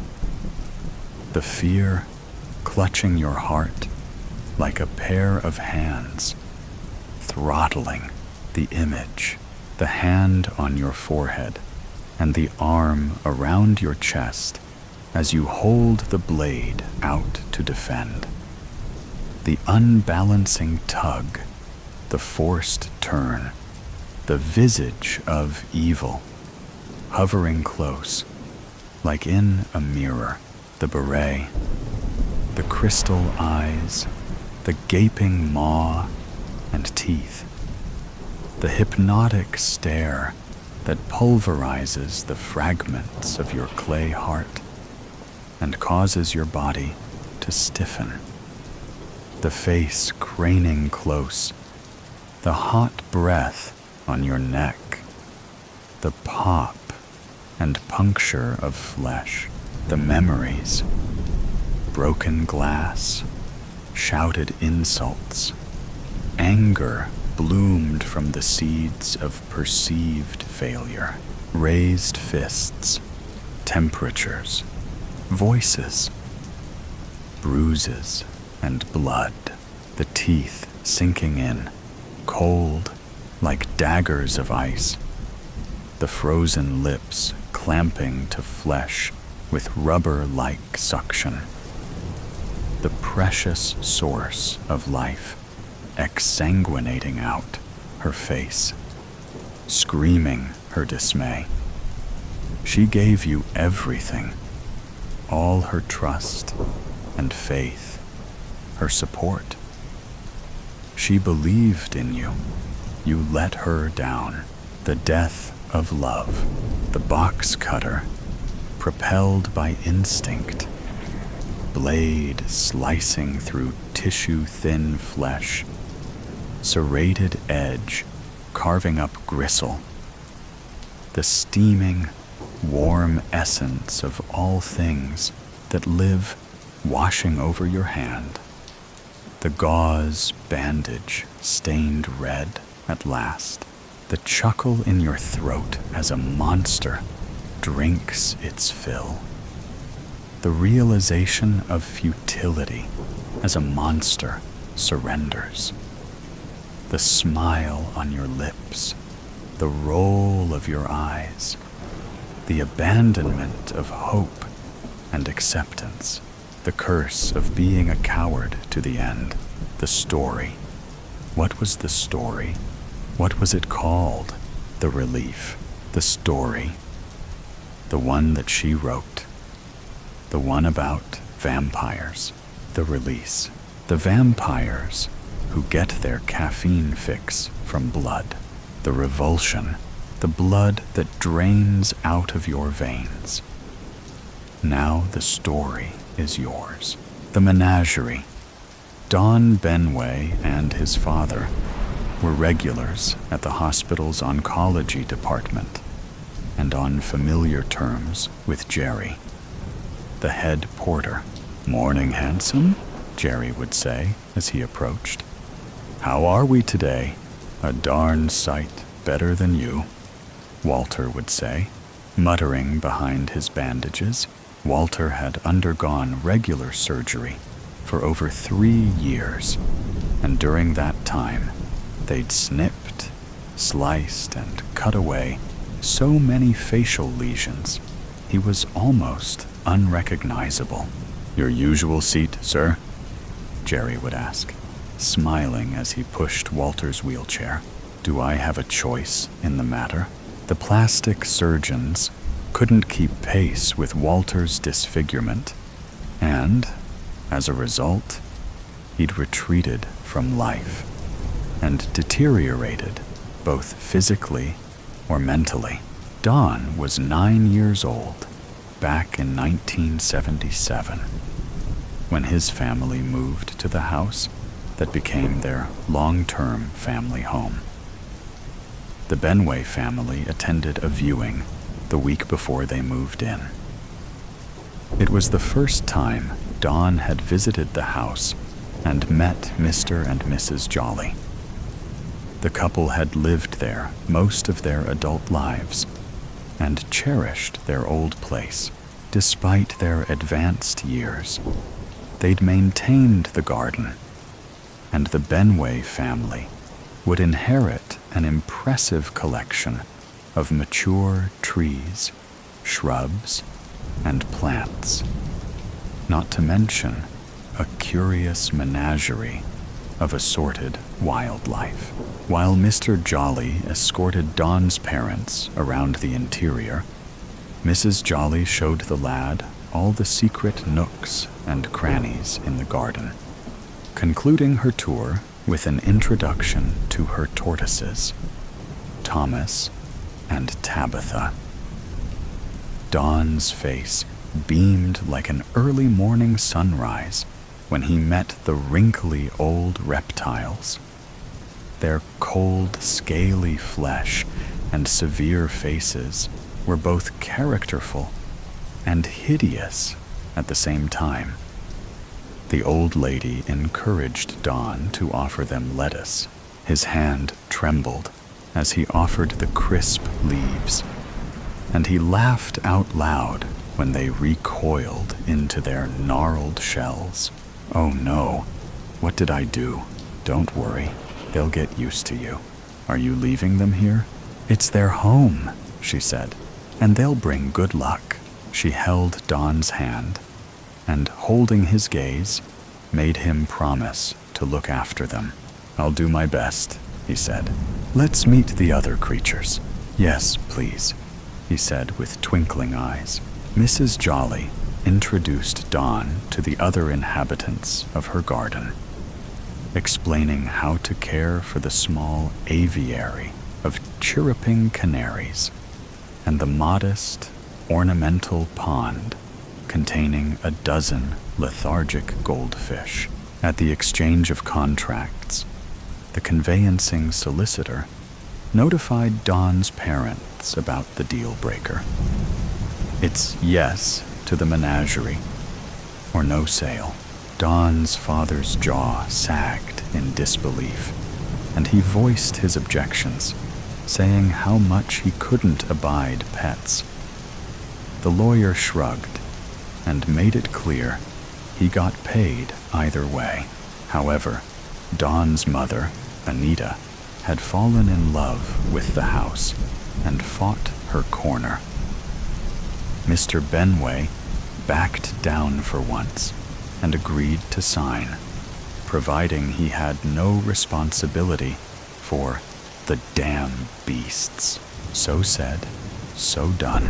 The completion date went ahead as planned, despite Walter's issue with the caveat, and he refused to acknowledge the animals. "I can't see the point of those ugly old creatures," he said, shaking his head. "They're supposed to bring good luck," Don said, "if we look after them. But they look half dead to me," said Walter. "And they're so slow." "You'll be old and creaking one day," said his wife. "Nobody would miss them if they were dumped in a hole and covered in soil." Don's mother rolled her eyeballs and sighed. She knew how to pick her battles and when to walk away from a pointless conversation. The solicitor completed the legal arrangements, and Don assumed charge of his new animal companions. Prior to marriage, Anita Benway had enjoyed the company of an excitable terrier called Dougal, who now lived with Don's maternal grandmother. "Don't you miss Dougal?" Don asked his mother one day. "Why, yes," she'd said. "But I can't look after him here, dear." "Why not?" "Your father's not keen," she'd said, sighing. Besides, Dougal's splendid company for Granny.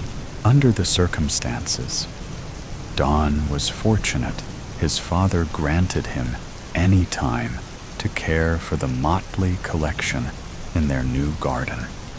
The new-found responsibility was a life-enhancing experience Don would remember forever.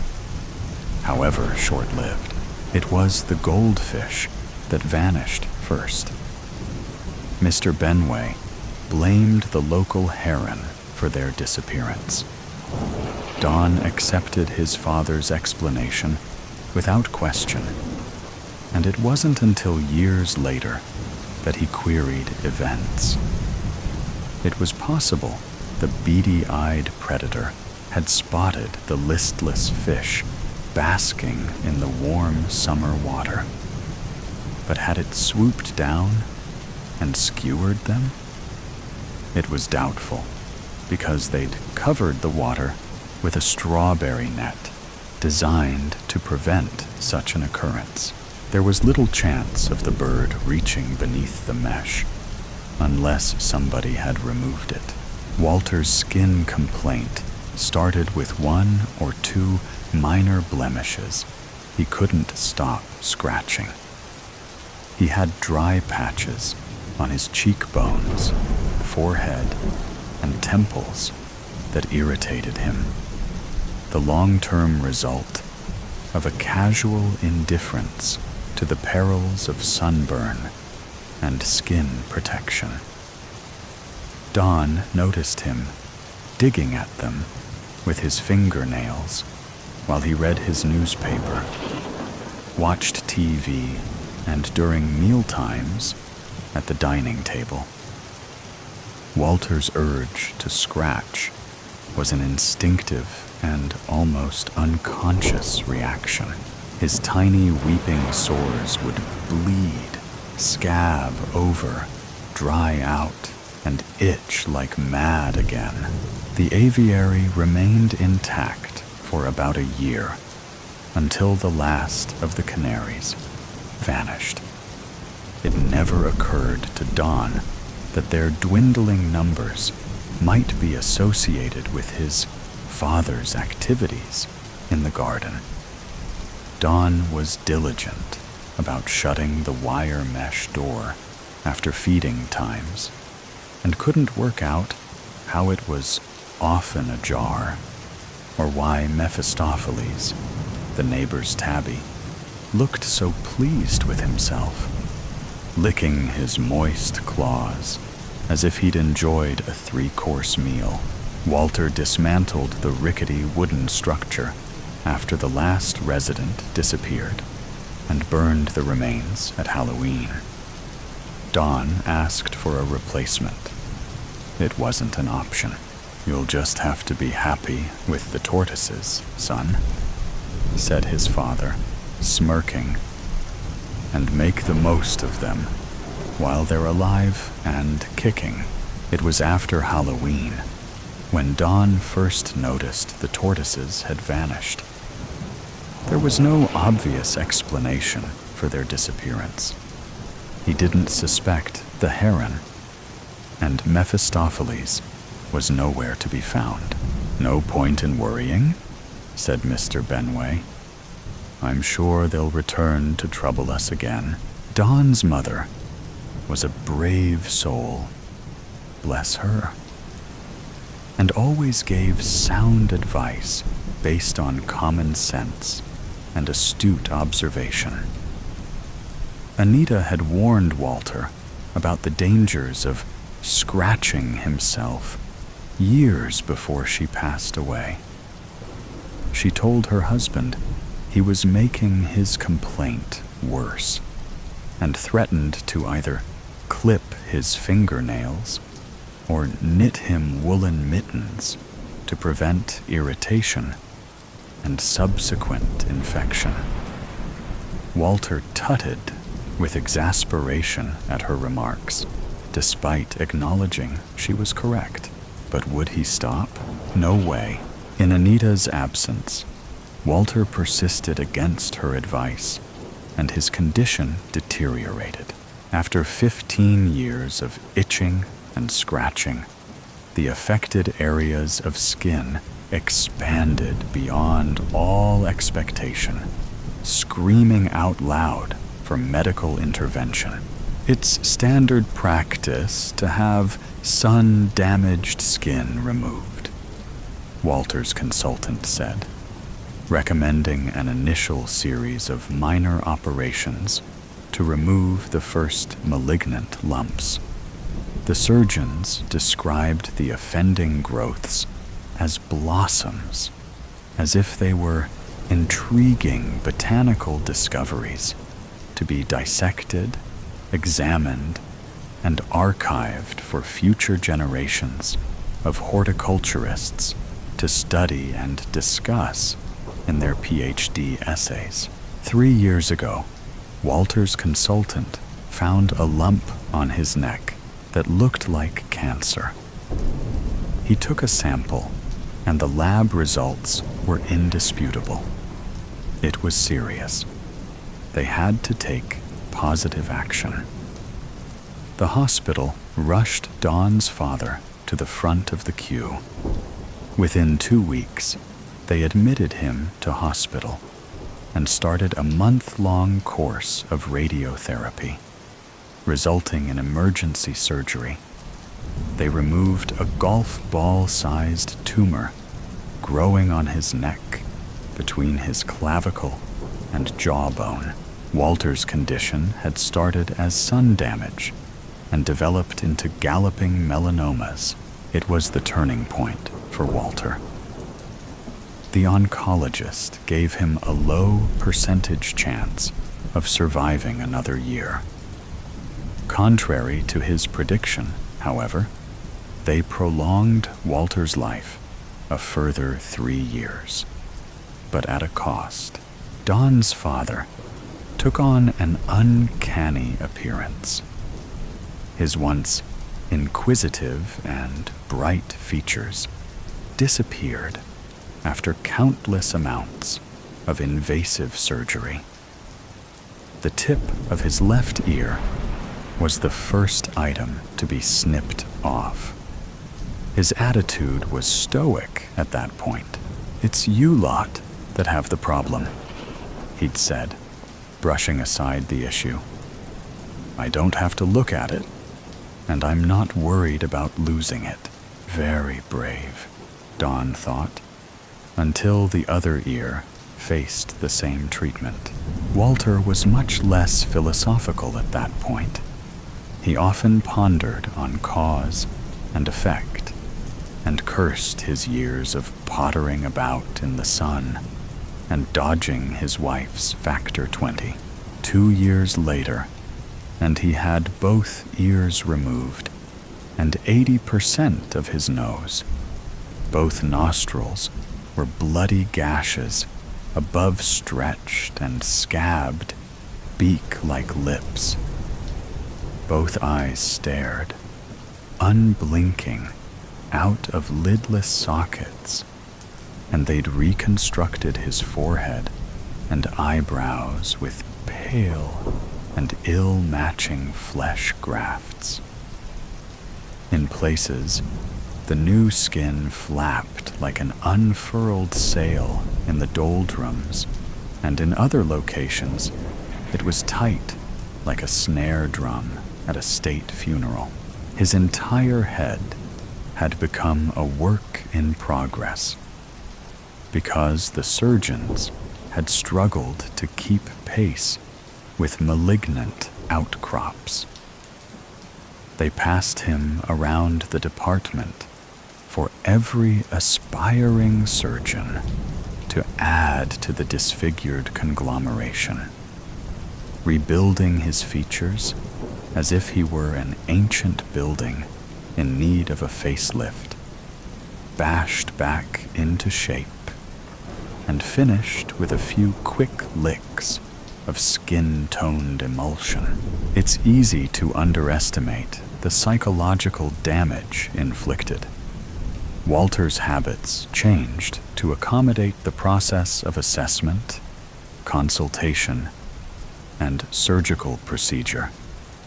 He seldom ventured out during daylight, and then, with a great coat and a raised collar, his own shell-like protection, like a reptilian secret agent, disguising himself and hiding from the world, lest he draw aghast reactions or pitiful, tight-lipped expressions of sympathy.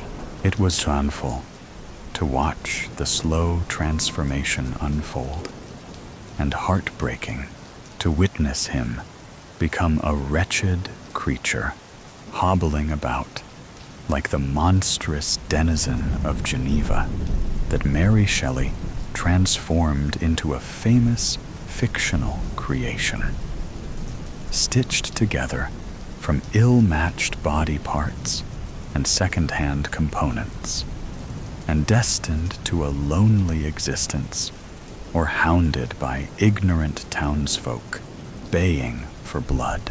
For the last year, every part of Walter's life revolved around the work required to fix him up and restore some degree of his former dignity.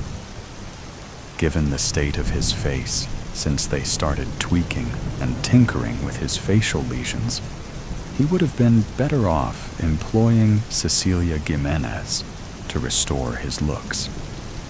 At least her work was consistent, as poor as it may be. In Walter's case, it looked as if they'd invited a dozen Cecilias to have a go. Don couldn't help looking at his father and thinking about the absent tortoises, their unblinking eyes, angular beaks, and scaly reptilian skin. He didn't believe in reincarnation, but Don couldn't help wondering if the missing amphibians had made their presence felt in some awful and grisly fashion. Creatures embroiled in karma's stealthy activities, visiting the family, perhaps in some other guise, to remind everyone that life in all its forms matters. It was after Mr. Benway's recent funeral that Don discovered the remains of Thomas and Tabitha. He was turning over the soil to the rear of the old family home when his spade hit something hard. After further investigation in the immediate area, Don unearthed not one, but two hollowed-out tortoise shells, their former inhabitants long reclaimed back to the earth, with the grim remains at his feet and the childhood memories of the menagerie's quiet demise. Don clenched his jaw and drew a long breath. What would drive any creature to burrow into the ground to die? A question he had long abandoned returned to haunt him. Surely it wasn't deliberate. The identity thief. This is the hunter's badge of glory, that he protects and tends his quarry, hunts with honor, as is due, and through the beast to God is true. Jagermeister by Oscar von Riesenthal, taken from the back of a Jägermeister bottle, half full. I am left to imagine the circumstances of a most unusual case, which has the Grimlace's handiwork written all over it. The Grimlace has stolen another victim's visage and memories, leaving her a withered amnesiac. She was wandering ghost-like amid the streets of Frankfurt, with no idea how to return or where she called home. My name is Hildegard Köppen, I tell her, but everyone calls me Hilda. Pleased to meet you. And she trails off, unable to remember her own name. It's okay, my dear. This is all quite normal, I tell her. I turn on my dictaphone and make my report. It is 23:36 in the evening. The patient's name is Greta Thunderberg. The patient is approximately 32 years of age, according to confirmed medical records. Greta presents with symptoms of sudden onset retrograde amnesia. She reports no memory of her whereabouts, or how she reported to Polizeireiterstaffel HE off the River Main. She complains of persistent tinnitus, disorientation, and a total loss of recent memory, as well as an inability to recall various aspects of her personality, or apparently her own name. When asked if she is a serious person or a fun-loving one, she says, "I hardly know myself at all. I couldn't say." When asked if she enjoys large gatherings and social occasions, she says, "I should like to try it and see." She is completely flat. When asked, "Are you upset about your present condition?" she says, "I feel fine." Her face is frozen, as if she has had an excessive amount of Botox serum injected.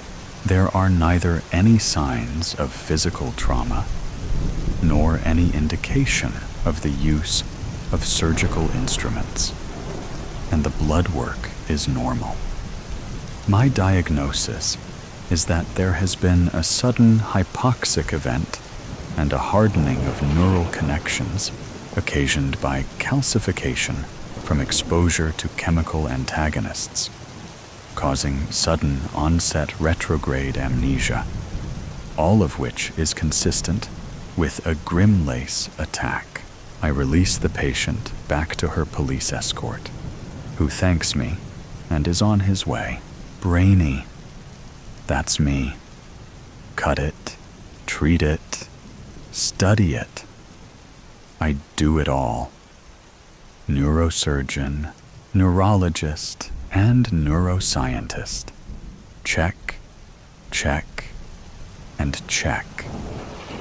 And you can add dissect it to that list. Did you know that forgetting is actually part of the learning process? I'll bet you didn't. But not everyone has brains on their mind like I do. My true calling, however, is the hunt for the Grimlace. I have been stalking this freak of nature for over a decade. But this is the first time that I have ever been able to anticipate catching my quarry and finally seeing what it is made of. We are the Knights of Kadosh, a sect of the Scottish Rite. We are closely aligned with our brethren, the Knights of Tavistock in St. Petersburg. We hunt monsters. And my special assignment these many years is to rid the world of the dreaded Grimlace. After all this time, I have finally found a witness to the first Grimlace attack. Just past 1 o'clock in the morning, Agatha is coming to life. The tea kettle is whistling in the kitchen, and Agatha hums as she pours herself a cup, her hand shaking as she tips the kettle. Although Agatha was a precise woman and always had her hands perfectly manicured, the ends of her nails are growing out with ragged abrasions, and the nail polish is badly chipped. Our shared apartment is a high-rise at 140 West in West End Sud. There is a view of the city skyline and the Taunus Mountains beyond. "Where have you been, Heidi?" "I've been worried," Agatha asks. "Interviewing a victim of an attack," I say with a shrug. "I called you 2 hours ago. Remember, Mum? But what about your dinner with Renee? Did you forget?" Agatha asks. "That was last week, Mother. Is someone changing your calendar? She asks, hands on her hips. You know there are a lot of doctors that want your position in the Faculty of Medicine at Goethe Universität, who would do anything to get you out of there. Oh, Mutter. No need to worry about me. Did you watch your show? Is it already 8? Agatha asked. Mutter. It is nearly 2 in the morning, I tell her, and walk into my study. I have to finish some work, Mum. Get some sleep. I can barely stand to look at her when I can't do anything about it.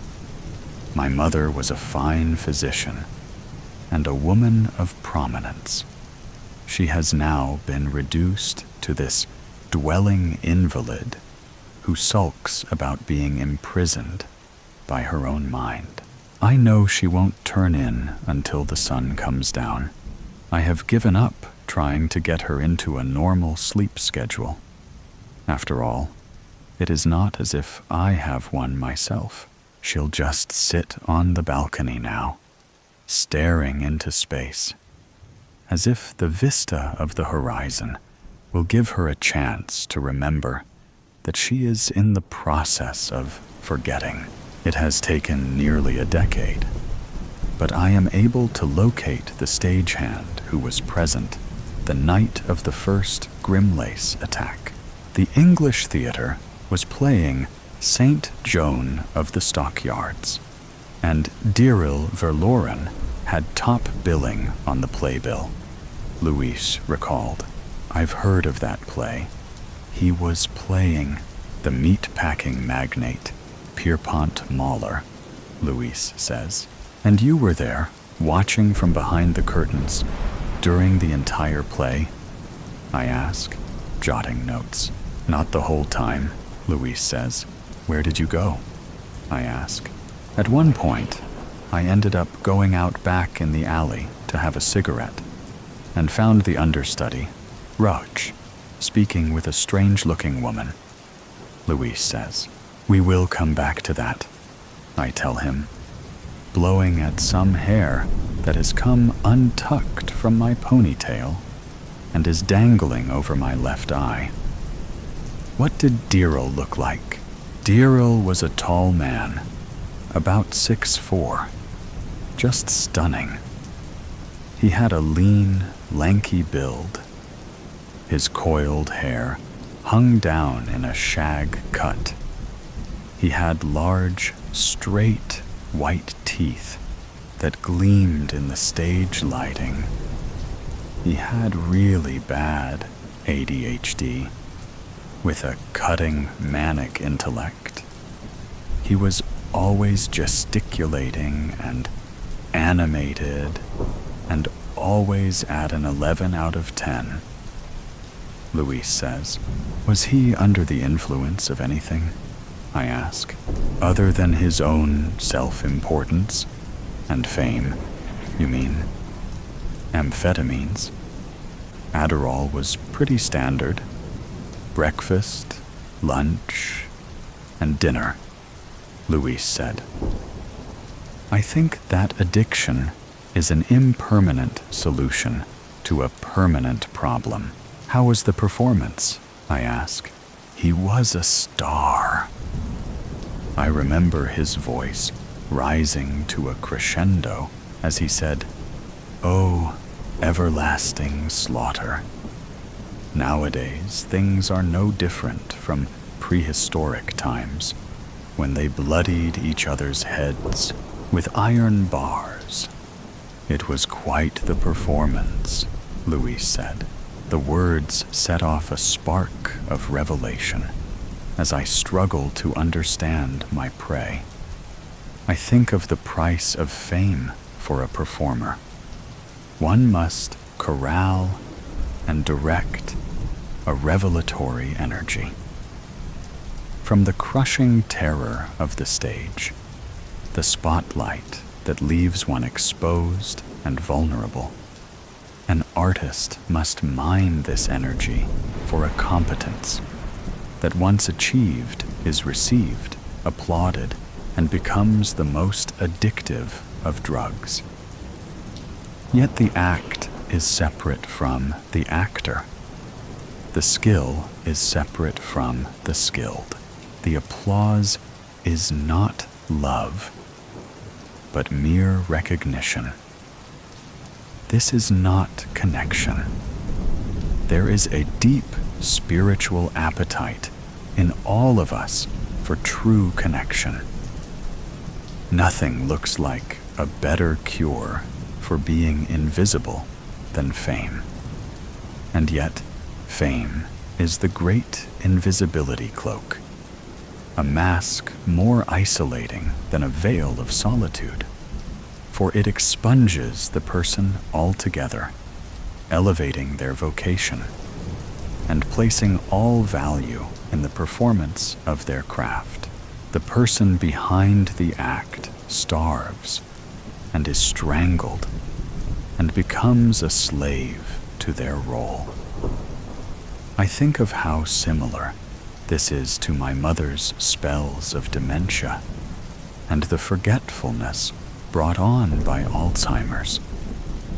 In between those shining moments for her when she has clarity of thought, in between those turns upon the stage, both die and fade into oblivion. Returning from my daydreams, I ask, did anyone have any reason to wish him harm? Just Rach Egeman, a little worm of a man. That is what we called him. Irm the Worm, ever since he played some slithering stock character named Irmin. Name just stuck. Anyway, Rach was next in line for the male lead on one show after another, and he couldn't get anywhere with his career with Deerl in his way. He had the acting chops, but he wasn't a star. He was short, unmemorable looking, just average in every way, whereas Deerl was extraordinary all around. It was never a fair contest between the two of them. And you say you saw Rach speaking with someone in the alley during the show? I ask. Why, yes, in fact, we knew her. She was a stage designer, a mystic gypsy from the outskirts named Emile Scioli. A real loner, if there ever was one. She was a sharp-featured woman of about 70, thin as a bird, with a long pea coat. Always wore a blue amethyst Hamza on her neck. She was smoking a Marlboro cigarette impatiently, Luis recalls. Did you overhear what they said? I ask. Yes. Did you bring what I asked? She said, stamping her foot against the bitter cold. Then he responded, I have it. That was it. And then he rushed back inside with something in his hand. So what happened next? I asked.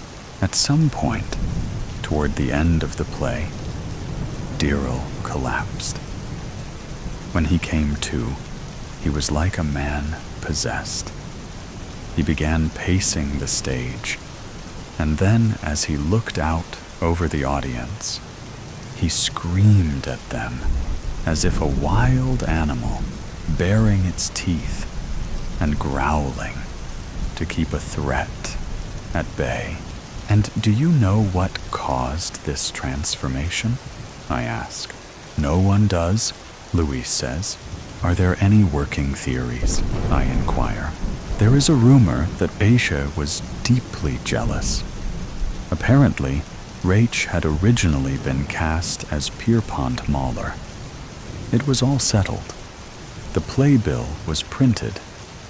But then Deerl called the theater director and said he was interested in the part.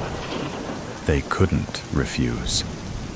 So Dirrell upstaged Rach right when he had his big break. Rach could not forgive it. He went off in long tirades. Some believe that Emile Cioli, the gypsy, was part of a group that worshipped the Croton Duvel, the toad devil. They had tattoos of toads stamped on their eyelids and believed that this deity possessed the ability to erase memory, to turn invisible, and to walk among men as a blind wanderer, spreading the void of loss among the people. Some believe that toads are poor sinners serving a penance of tears and relegated to the dank, dark places and to a life of slime and bugs in order to purge their souls.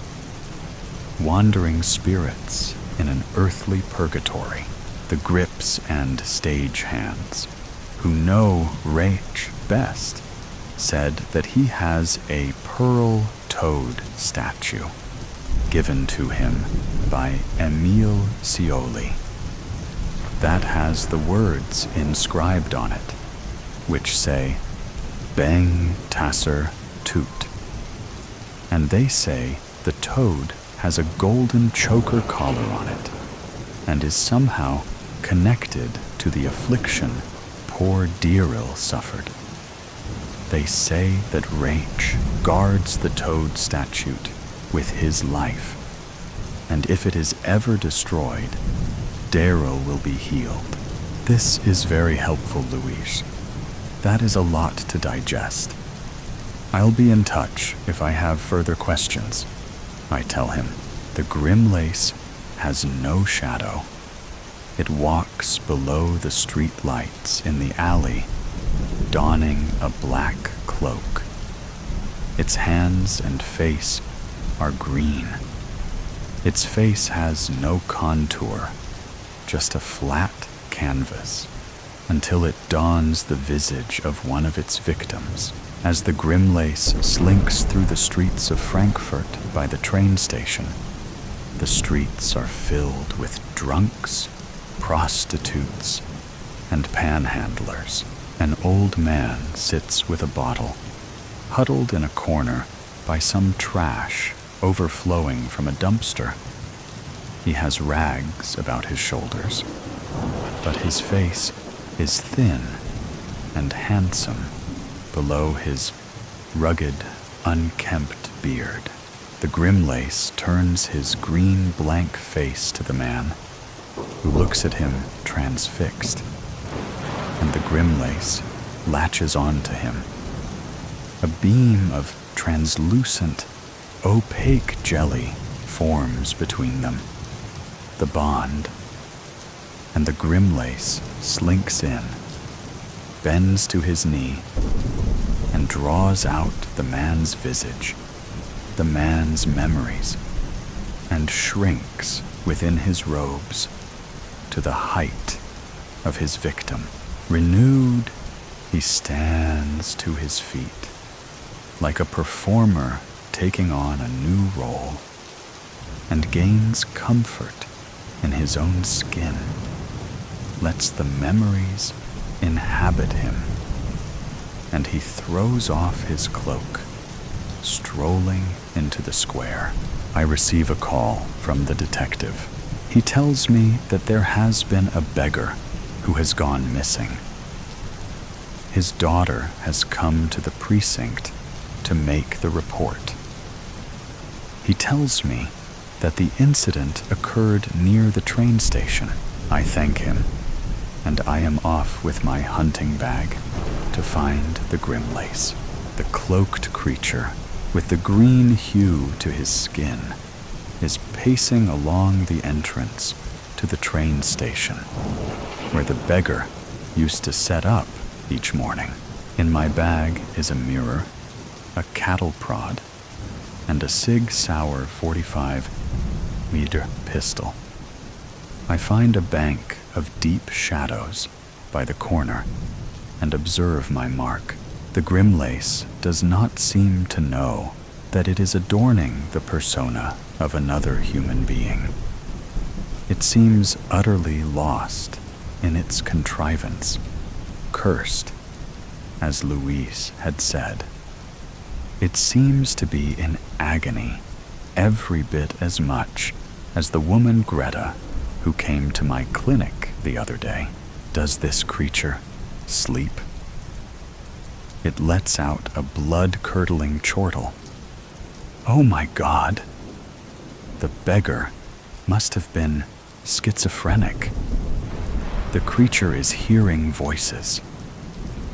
I see the creature begin the painful, agonizing pantomime of a schizoid talking to himself and arguing a rationalization audibly, projecting failures to a second personality or a persecutor.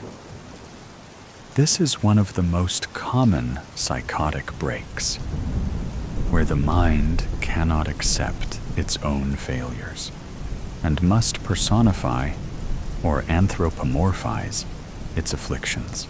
If you hadn't told on me, I would have kept my job. You were drunk. It was you. You sneaky FK, you falsely accused me. You went to Lars and made a fuss, and see where I am now. I hope you are proud of yourself. Rat. And you are the one. You.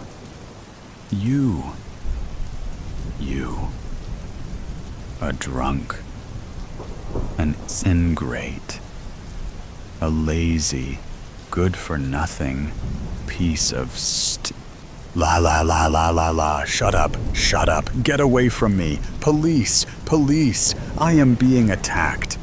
Ow, stop, get away. I didn't touch you. No, stop, get away. Violation. Stop hurting me. Stop talking, you dirty snitch. I watched the Grimlace rummaging back and forth, gesticulating manically, screaming, yelling, and talking to himself in a fierce blame jeopardy that I know from experience can go on for many hours. The paranoid spell of a tortured mind trying to reconcile an unacceptable fate and a cruel, unforgiving world that hands down curses and bruises with indiscriminate malice. I could find him again soon. I could make a quick detour.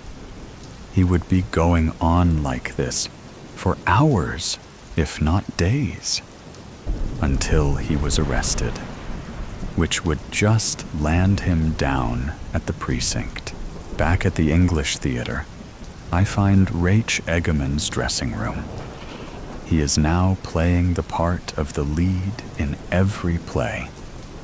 He has ascended to the pinnacle of the profession. Ah, my adoring fan. What? Do you want me to sign the playbill? Yes, can I come in? I ask.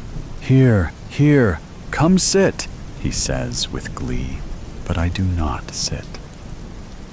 I take out the cattle prod and place it on the carotid artery on his neck, and with a small squeeze, he shrieks and falls to the floor.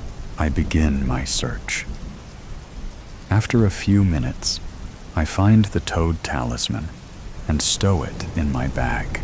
Back by the train station, Deerl is still going on and on. I take out my gun and the toad statute. I place the statute on the ground. I fire a single shot, and the talisman shatters into 1,000 pieces. I look over at Diril and see his face suddenly return to its natural state. I walk up to him cautiously. "I am Hilda," I say. "I've been searching for you a long time." "Where am I?" Diril asks. "The train station is just down there." "What do you remember?" I ask. "I don't know," Diril says. "You must be disoriented," I say.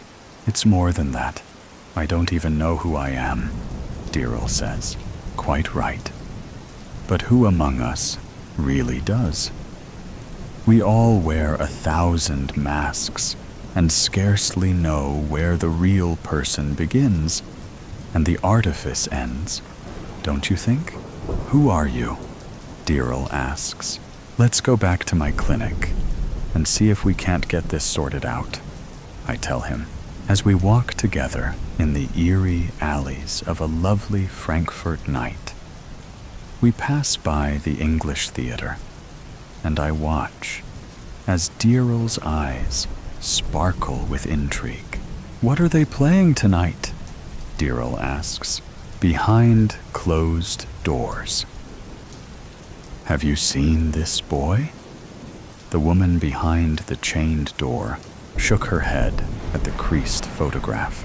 "He's 6 here," Anna urged, "but he's closer to 8 now."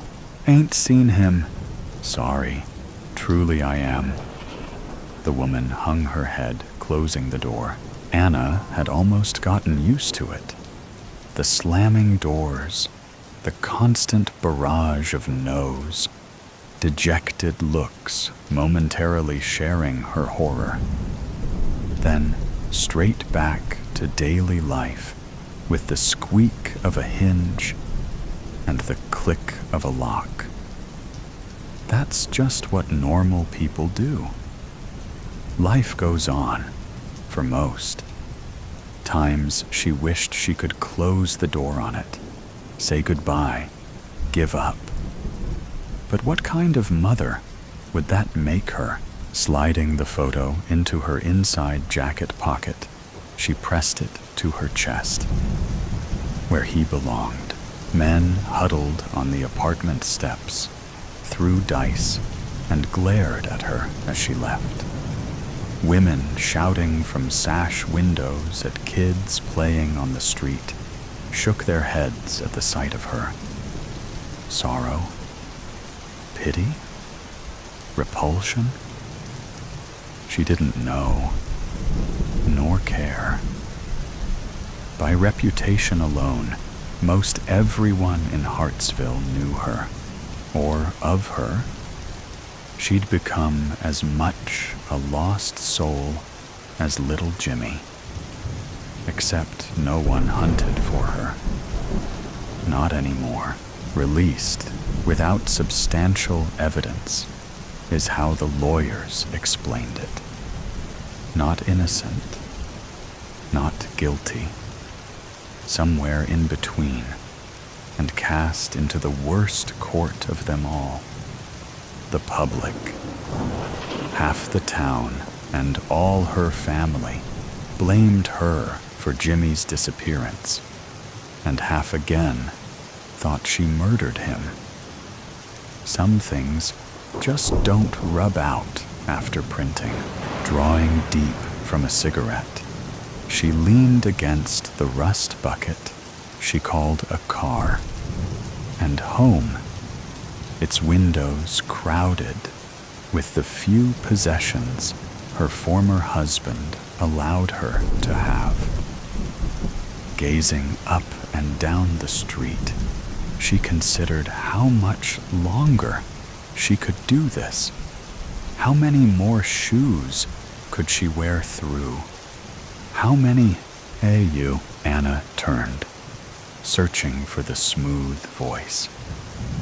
A tall figure lurked in the alleyway opposite, features hidden by the descending sun, intentions none the plainer. Cocking an eyebrow, she pointed to her chest. "Yeah, you, come here." Waving her over, He disappeared into the poster-tattered passage. Discarding the cigarette, she made a show of tucking her 4-day, fresh, white tank top into her equally dirty jeans. In reality, she ran a hand under her cargo jacket, making sure the snub nose would be easy to pull. Only a fool came into the Devil's Basement, as the locals called it, unready, unprotected, or more worrying, unwilling to do what might be needed to be done. Steadying her breathing, she edged between the cars and made for the mystery man, standing at the other end now, 1 foot on the crumbling red brickwork, arms folded, eyes closed, his head tilted to the gathering clouds. "What do you want?" she asked, placing her hands on her hips. "Not me." He didn't open his eyes. "Well, who? Boss man. Should that mean something to me? Maybe. It doesn't. Now what's this about? He needs a job doing.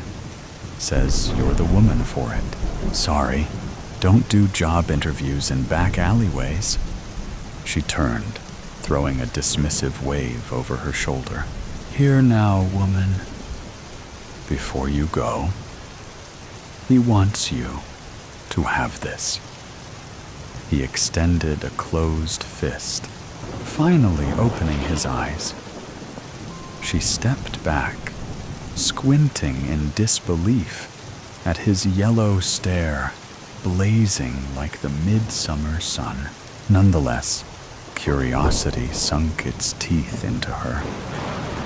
"What's that?" "A gift. If you like, more be waiting after a ride in that car down there." Nodding toward the perpendicular laneway, Anna leaned out, all cautious, like to spot a rumbling estate wagon. "Who's in that? And where would it take me?" "Trust me, woman. You ain't going to care after you see this." He waggled his fist. She extended a shaking palm. His fingers unfurled. Her heart stopped, then hammered, temple thumping loud. Impossible. Stomach knotting, hairs spiked the length of her neck. How? Dizziness overcame her, faint, happy, angry. It was all too much. Tears welled as she lifted that tiny yellow watch. The one with the cracked Power Ranger face Jimmy flipped open and shut when he got nervous. Terrified of the answer, yet hoping it to be true, she turned it over. J.C. engraved on its back. Jimmy Crawford, her Jimmy. She took off before her reeling mind could catch up, and within seconds flung open the car door. She knew the kind of mother she was. Relentless. The bag over her head didn't scare her, nor the machete-wielding woman next to her. Not even the fact they'd been driving for at least an hour now. No. What scared her was herself. She just jumped without thinking. Anyone could have faked that watch. It was common knowledge he wore one the day he disappeared, but not the engraving Jimmy did with a nail. Or was it? She racked her memory. The car slowed to a stop. Another stop sign. Traffic. The cops? With a mechanical click, the doors unlocked, swung open, and someone seized her elbow. "Let's go, woman." Her bated breath gathered like dew under her nose. Stones crunched underfoot. Then a hinge complained, as what sounded like a heavy metal door groaned open. "There's steps here. Wouldn't it be easier to take this thing off?" Anna asked, trying to add a little unfelt humor to her voice. A sharp jab between her shoulders was the only reply. She didn't ask any more questions, humorous or not. The descent stretched impossibly long, like the moment you see a child falling, but are too slow to react. With each step, the heat grew inferno hot. Sweat matted her hair, dampened her talk, stung her eyes. Where were they taking her? What did they want? Another door opened. The stench of sweat and sewage hitting her harder than a bat. Then music, laughter, glasses clinking. Prodded onwards, silence fell in her wake. Pushed into a chair, she grunted. Canvas bag whipped from her head. She panted the stale air. The room flickered. Tiny flames dancing behind red glass scattered across a discord of tables. Everything blurred as if staring through a heat wave. Licking her lips, she tried making sense of the shapes. Like a head swelling adrenaline rush, everything stopped swaying and came rushing into sobering focus. Hunched over a curved counter, a man fished juicy maggots from a writhing jar, then dropped them, slurping into his toothless mouth. Two skeletal thin women, wearing nothing but dog collars, curled at the feet of an obese man, rubbing goose fat through his hair. Young men howled at a geriatric pole dancer, whilst an amputee burn victim served curdled milk.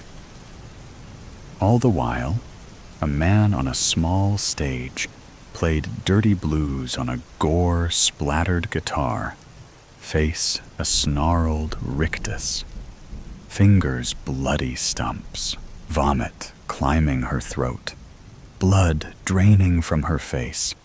She gripped the round table as a drowning man may grip driftwood. Jesus Christ, not quite. She spun to the chocolate, rich-voiced stranger opposite. He wore a smoldering cigar on thin lips, a sneer in his ember eyes, yellowish smoke drifting from flared nostrils. "You this boss man?" He nodded. Courage boiled from the gun in her waistband. "Where's my boy?" Around. He waved a hand festooned with many rings across the debauchery on display. "You'll see him when the time's right, when the deal is done." He leaned from the shadows, elbows making the table creak. "Prove it. Prove he's here." Yellow eyes dropped a tattered ball of fabric into boss man waiting palm. Then he threw it at Anna. Unrolling that faded Superman t-shirt, her chin trembled. Jimmy's t-shirt. What happened to him? Did these people hurt him? She swallowed her fear and the urge to run. Jimmy was here. After 2 years, she finally found something. Something more terrifying than these foul bastards. Hope, what do you want? Where did you get this? She cuddled the disintegrating garment. No small talk? She held his burning gaze. Fair enough. He was wearing it when we found him. Where? Not far. Right under your nose, actually. A neighbor. A fucking what? She leapt up, anger hammering her chest. He held out his hands. Calm, Anna. I'm here to help, Anna. Help? Why? Let's say I've a soft spot for the innocent and outcast. He gestured to sit. She complied. Although it's not the only reason. You see, I provide a service to our little community of Hartville. And you? Well, you are two birds, one stone. Wouldn't it be nice to stop running? Get the vengeance you deserve. Vengeance? I just want my son. Please. Her voice broke, unstoppable tears falling. You'll want revenge. Boss man studied his nails without a care in the world. A local woman came to me, told me of a man, a terrible man, patrolling the local parks and schools. Said he was offering sweets and toys to her nieces to get into his van. Smart girls ran away. The police, however, did little. The law is weak that way. He paused, puffed his cigar, and blew smoke into Anna's face. So I sent some of my hounds. He nodded to Yellow Eyes and Machete, to rain some hell on this pervert. Thing is, it was clear that his house, his deviant prison, was being used by more than just him. A ring, as they say. We searched the premises, found poor Jimmy chained to a bed frame in the basement with two others, little more than malnourished sex dolls. Anna's stomach turned, terror and anger searing her insides. She wanted to hurt someone, anyone. A little torture goes a long way, Anna. Remove a little flesh, and tada, the pervert gave up the names of his accomplices. Would you like to know who they are? Jaw clenched. She hissed the word. Who? I'll give you 3 names. You do what needs to be done. You'll see your boy again. We have a deal? How will I get back here? I don't know. Levi will go with you. Yellow's eyes winked at her. So, is that a yes? No sooner had she agreed than that damn canvas bag was pulled over her head once more. Anna dove into the station wagon's back seat, ears ringing, heart thumping, throat choked with the metallic aftertaste of gunpowder. Levi smiled between the seats. Damn, Miss Crawford, you a cold bitch. No hesitation. He opens the door, and you just fucking drive already. Anna barked, balling the cuff of her jacket and rubbing at the crimson mottling her face. Ha, okay, you the boss tonight. Anna stared out the rear window at the tree-lined street and white picket fences speeding by, concerned neighbors stumbling into the road to investigate the woman, wailing over her husband's body at 46 Broken Ridge Avenue. Little did they know the service Anna just did for them. Eradicated suburban filth. First of 3, she rested the revolver on her knee. Somehow, it felt lighter, as if that one bullet carried away the weight of her suffering, her loss. But he wasn't lost. He was waiting for her. Something unexpected curled the edge of her lip. "You smiling, Miss Crawford?" Levi asked into the rearview mirror. "You are. Cold bitch. You're going to fit real nice." She shook her head, dismissing both comment and grin. "Who's next?" "Edward." "Calhoun." Anna repeated the name, tracking her finger down the apartment buzzer's nameplates. "There you are." 2 short buzzes, a click, a cough, then, "Hello, who's there?" "Mr. Calhoun, sorry to disturb you." She already picked a name from those displayed. "This is Jessica Longstein. I've lost my key again. And you were the first to..." Yeah. The electrical hum of the magnetic release sent a chill down her spine. Not fear, but anticipation. 1 step closer to Jimmy. 4 flights of stairs. 1 long, worn, carpeted hallway. And she stood outside his peeling door. Patiently, she waited for a Latino couple to get on the elevator, then knocked, placing a hand over the spyglass. Floorboards groaned from within. A chain rattled, a bolt slid, and she found herself staring at a stout, unshaven man in his 50s, wearing a blue telecoms shirt. "What can I do for you, Missy?" "This is for Jimmy." His eyes stretched, fearful wide. At the name, the crazed redhead at his door, or the gun inches from his face. It didn't matter. Pull, click, bang. His last thoughts sprayed over the cracked plaster inside, his body collapsing as though its bones turned to mud. For a second, she watched him, hopeless, pathetic, no longer a danger. She breathed deep. 1 to go. "Miss Crawford." "Yo, Anna."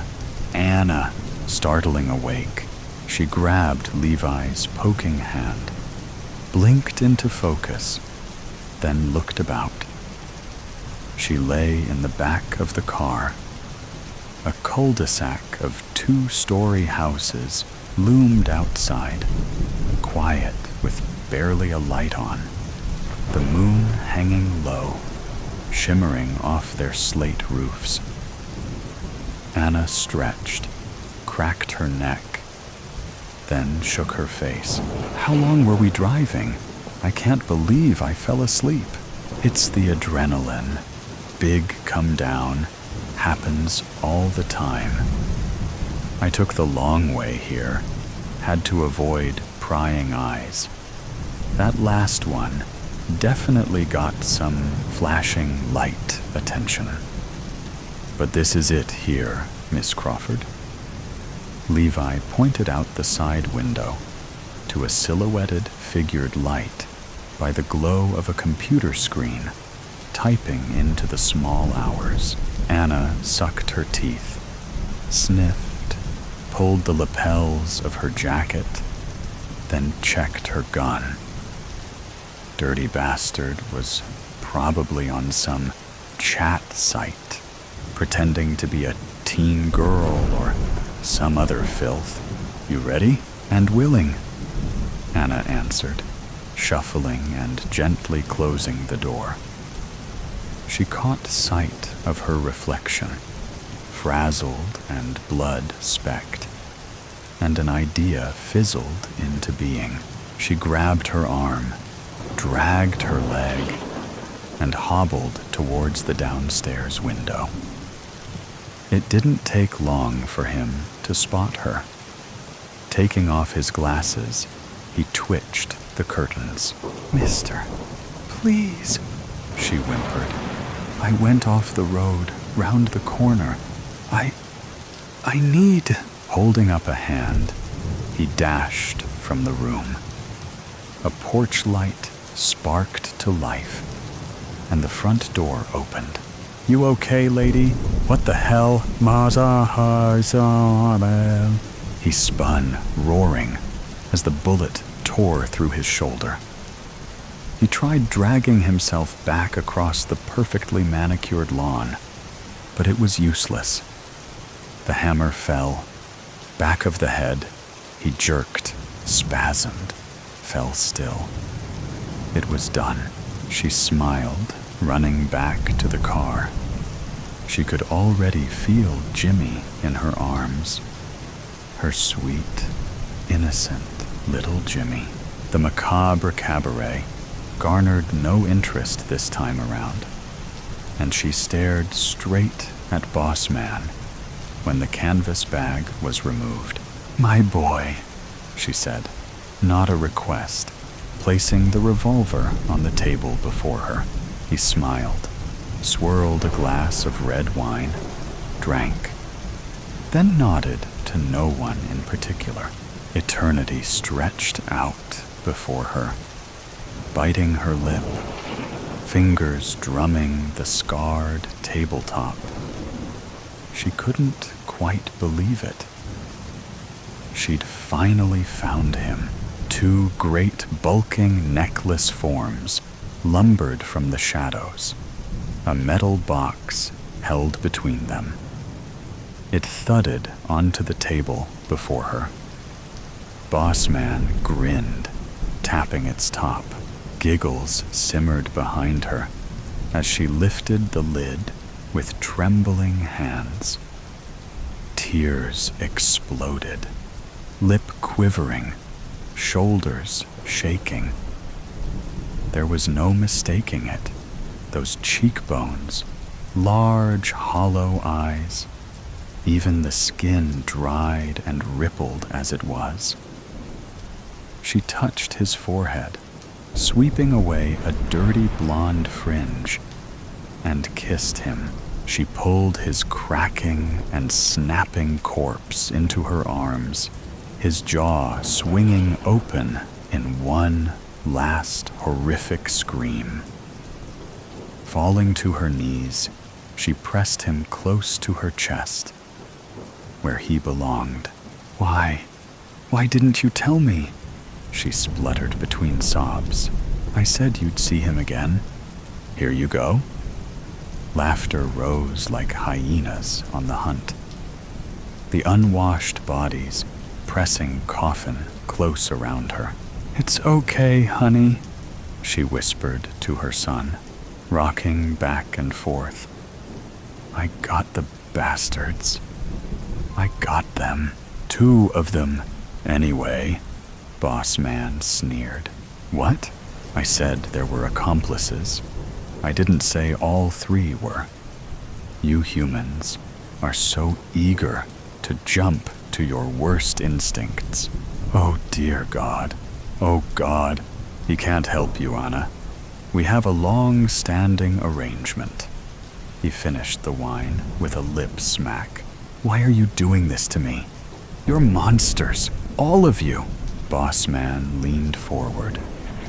"Didn't I say I've a soft spot for the innocent? Poor Jimmy suffered because of you. You're the monster who left her 6-year-old son alone in the park whilst you scored some smack," she wailed. "I'm clean now. It seemed pointless to try to explain. It wasn't going to bring him back. "What the fuck are you?" she roared. "You know already. You've always known. And now you're mine, forevermore." To a cacophony of laughter, she lowered Jimmy's remains back into the metal box, slowly closed the squeaking hinge, said goodbye, and gave up. Her finger wrapped around the trigger, the barrel cold beneath her chin. Perhaps in death she could be a better kind of mother. See you soon, son.